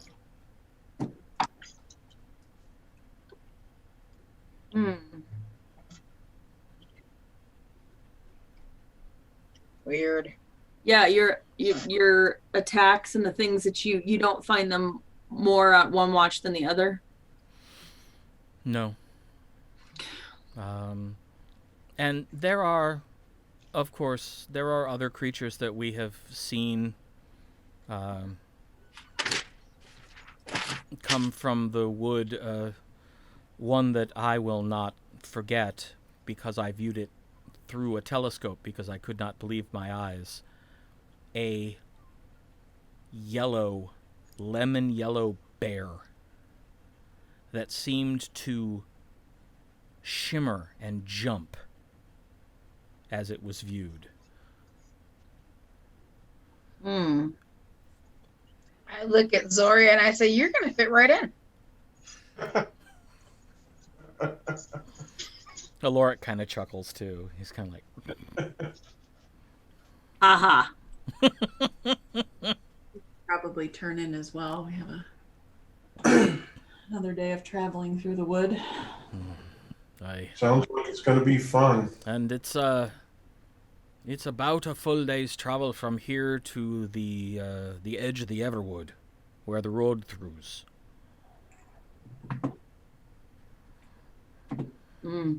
Yeah. So. Well, we're definitely sticking to the road. Aye. That's probably the wisest thing to do.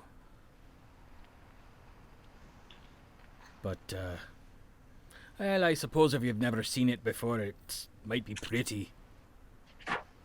Colors are beautiful. It seems to be stuck in perpetual autumn.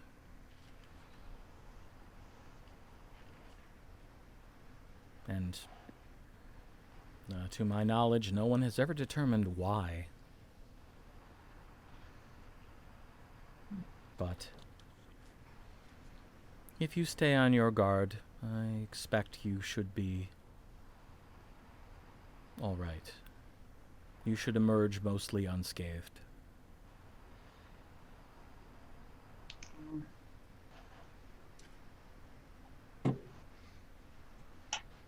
Well, let's turn in. All right. Well, Sounds like a good plan. you head down. Aloric leads the way. Carl's is staying up for part of the night with Hagren. And Aloric says, "If you need anything, somebody's always awake up top the tower. Good to know. And, Rest well. hey, you as well. Oh, And, I will. I'll see you after the sun's up."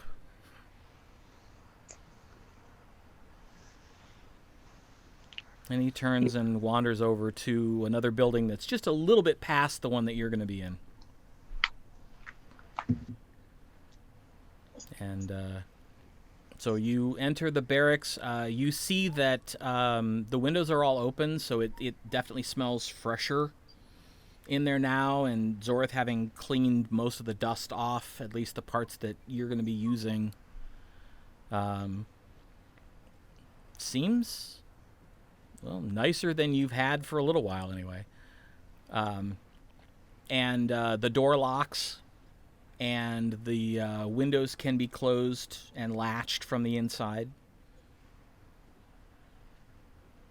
So you can set up watch as usual. You can all just rest the entire evening? Whatever you'd like to do. I think we can probably all rest. You guys only need a half night anyway, but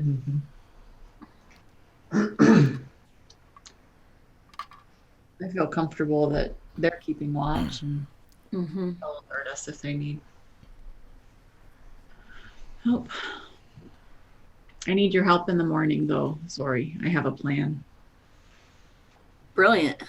for breakfast. I will help. Ooh, for breakfast. Are you Even going to better. do something? I'm gonna try something. Ooh, excellent. I'm excited. Brandy breakfast sandwich. Oh,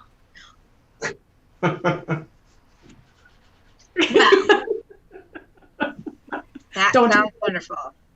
Don't tell JoJo. I know. I was just going to say, they're going to, yeah, we'll have to tell them it's a JoJo special. Yes, and if they go to Air, they have to go to the. And then they have to say it was a pale imitation. Yes. Yeah, I'm in.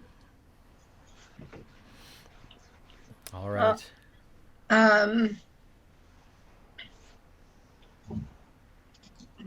So But they I. try. Okay, go ahead. Oh no, I was done. I was going to say they travel well, so we'll be able to take some of the girdle cakes with us for lunch. That is a happy thought. So I say, did I tell you guys that I can do spells with this loot?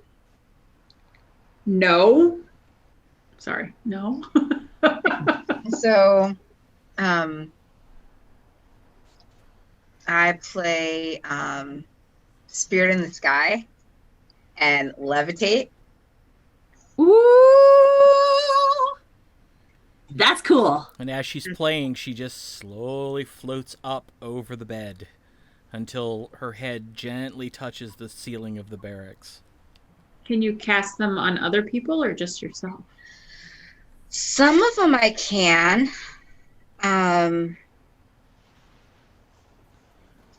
Let's see. You have to keep it out of the case, so it's handy. Yeah. Yeah. Let's see. I can cast protection from good and evil on other people. I can cast invisibility on other people. That's Uh, really cool. I can cast protection from poison. So if one of us gets poisoned again, that'll help. It'll neutralize the poison. And I can cast fly on other people. Wow. Oh, that's awesome. And I can cast protection from energy Nice. on other people. So yeah. That was quite the gift. Yeah. And it sounds rad. It was amazing. What are you wearing right now? Me? Yeah, have you taken off like your shoes or anything like that? Yeah, I took off my shoes. Okay. I'm gonna run over and I'm gonna steal a sock. What's going on? I just steal the other one. I ball them up and I throw them at her. Just because I can. Okay. Floating. Well, she's floating, right. I just laugh. I'm like, is this a side effect along with the blue? Or are you just being a goof? No, Yep. she's been crazy her whole life. I'm Okay. thrilled to see Zorith being lighthearted and happy, and I just smile. That we can agree on. And I say, well, and I put my loot away and I say, I'm going to sleep. Up there? Late in the morning. Sleep well. Up where? Are you still levitating? No, I bring myself down. I was like, Here. I'm gonna try to throw her blanket on top of her. That would have been hilarious. But not if she came down. I come down, I put my loot away, So boring. and I say, good night. Good night.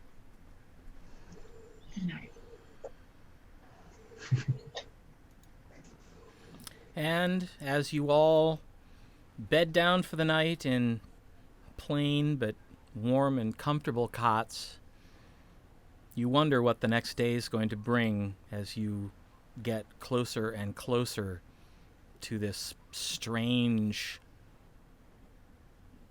entity known as the Everwood.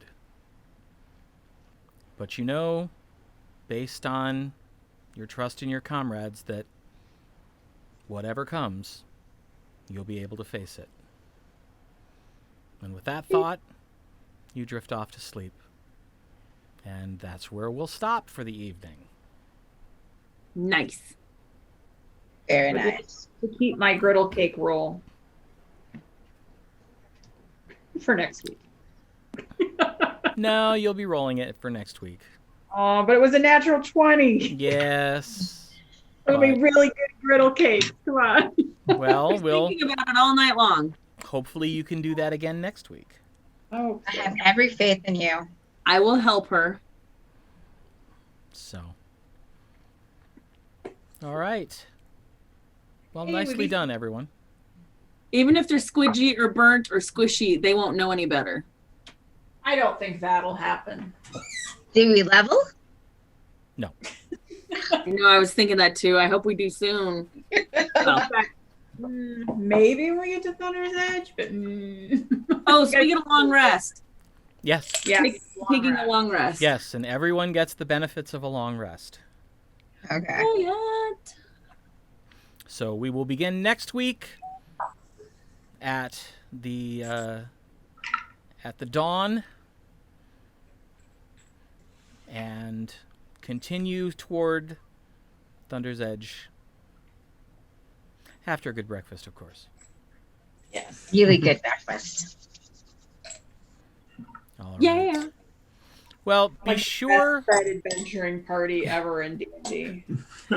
be sure We're known. to click the subscribe button if you liked what you saw tonight, if you haven't already. Right. We're known across the continent as those who feed everyone well.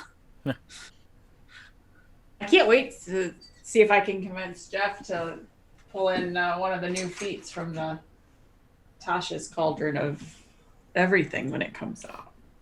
Yeah. Well, like I said, I need to read it first. Yes. So, Really want It should be Carradwin's cauldron, but anyway. well, in the world of D&D, it's Tasha. So, Mhm. Tasha's hideous laughter. yes, that Tasha. Follow us on social media, please. Yep. Pretty Yes. please. Our new schedule is starting this week. Yes. So GM chat at 7 tomorrow instead of 8. 1. 8? 8. Oh, you guys changed it to 8? Yes.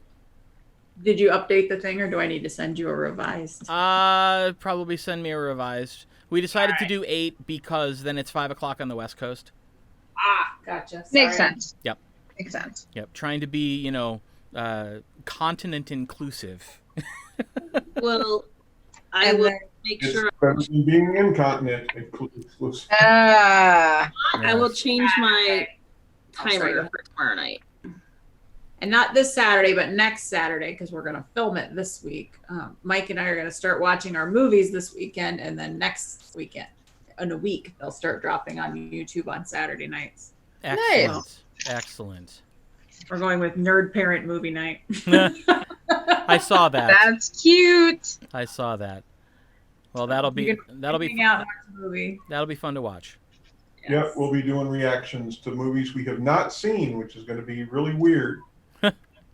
Well, we're gonna work our way through that best sci-fi movies of all time. So I think we're starting with Metropolis, which Oh, is some of them I have seen. But Wow. Well, I will tell you this much: with Metropolis, you need to make a choice about soundtrack it's a because It's a silent Like film. the 80s soundtrack. So It's awesome. there are some with more traditional orchestral soundtracks, and then there are some with more modern soundtracks.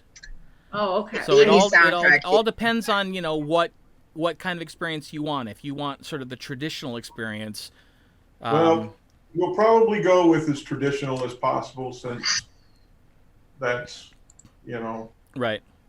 we want to capture the essence of what the filmmakers Well, actually, intended. the Amazon one has the Amazon Prime version has 25 minutes of newly discovered footage and the original score with it. Oh, perfect. That's we're gonna- cool. Perfect. Yeah. Okay. So I'm excited. All right, Excellent. fine. Like one of those, the kind of the precursor to sci-fi, right? So Yeah. Not a precursor, it's the of movies, genesis right, of right, sci-fi of the movies. movies. Yeah. Right. Yeah. I'm excited. All right. Could be interesting. Yeah. Hopefully it will be. Watch us. Watch it. Yes. Like, share, and subscribe when you see it. Yes, And then absolutely. Sunday, so fun stuff. And then Sunday it's Board remotely. Jackbox Games again, right? Are we doing Jackbox? Look at If that. you like, yes. Look at that smile. I'm guessing the answer is yes. Yeah, so anybody we can get to come play with us, it'll be fun. Yep. And in the audience, you can play along. Yep. Yep. I unfortunately will be recording a podcast, so I won't be able to be there, but Again, we can do a one of the WoW days. We can make it a Jackbox day if we need to. okay. All right. Well, thank you everybody for hanging out with us this evening. Hopefully you had as much fun as we did. And we will see you next Tuesday night when it will be my pleasure to welcome you back to the lands of Aecathan. Good night, everybody. Bye.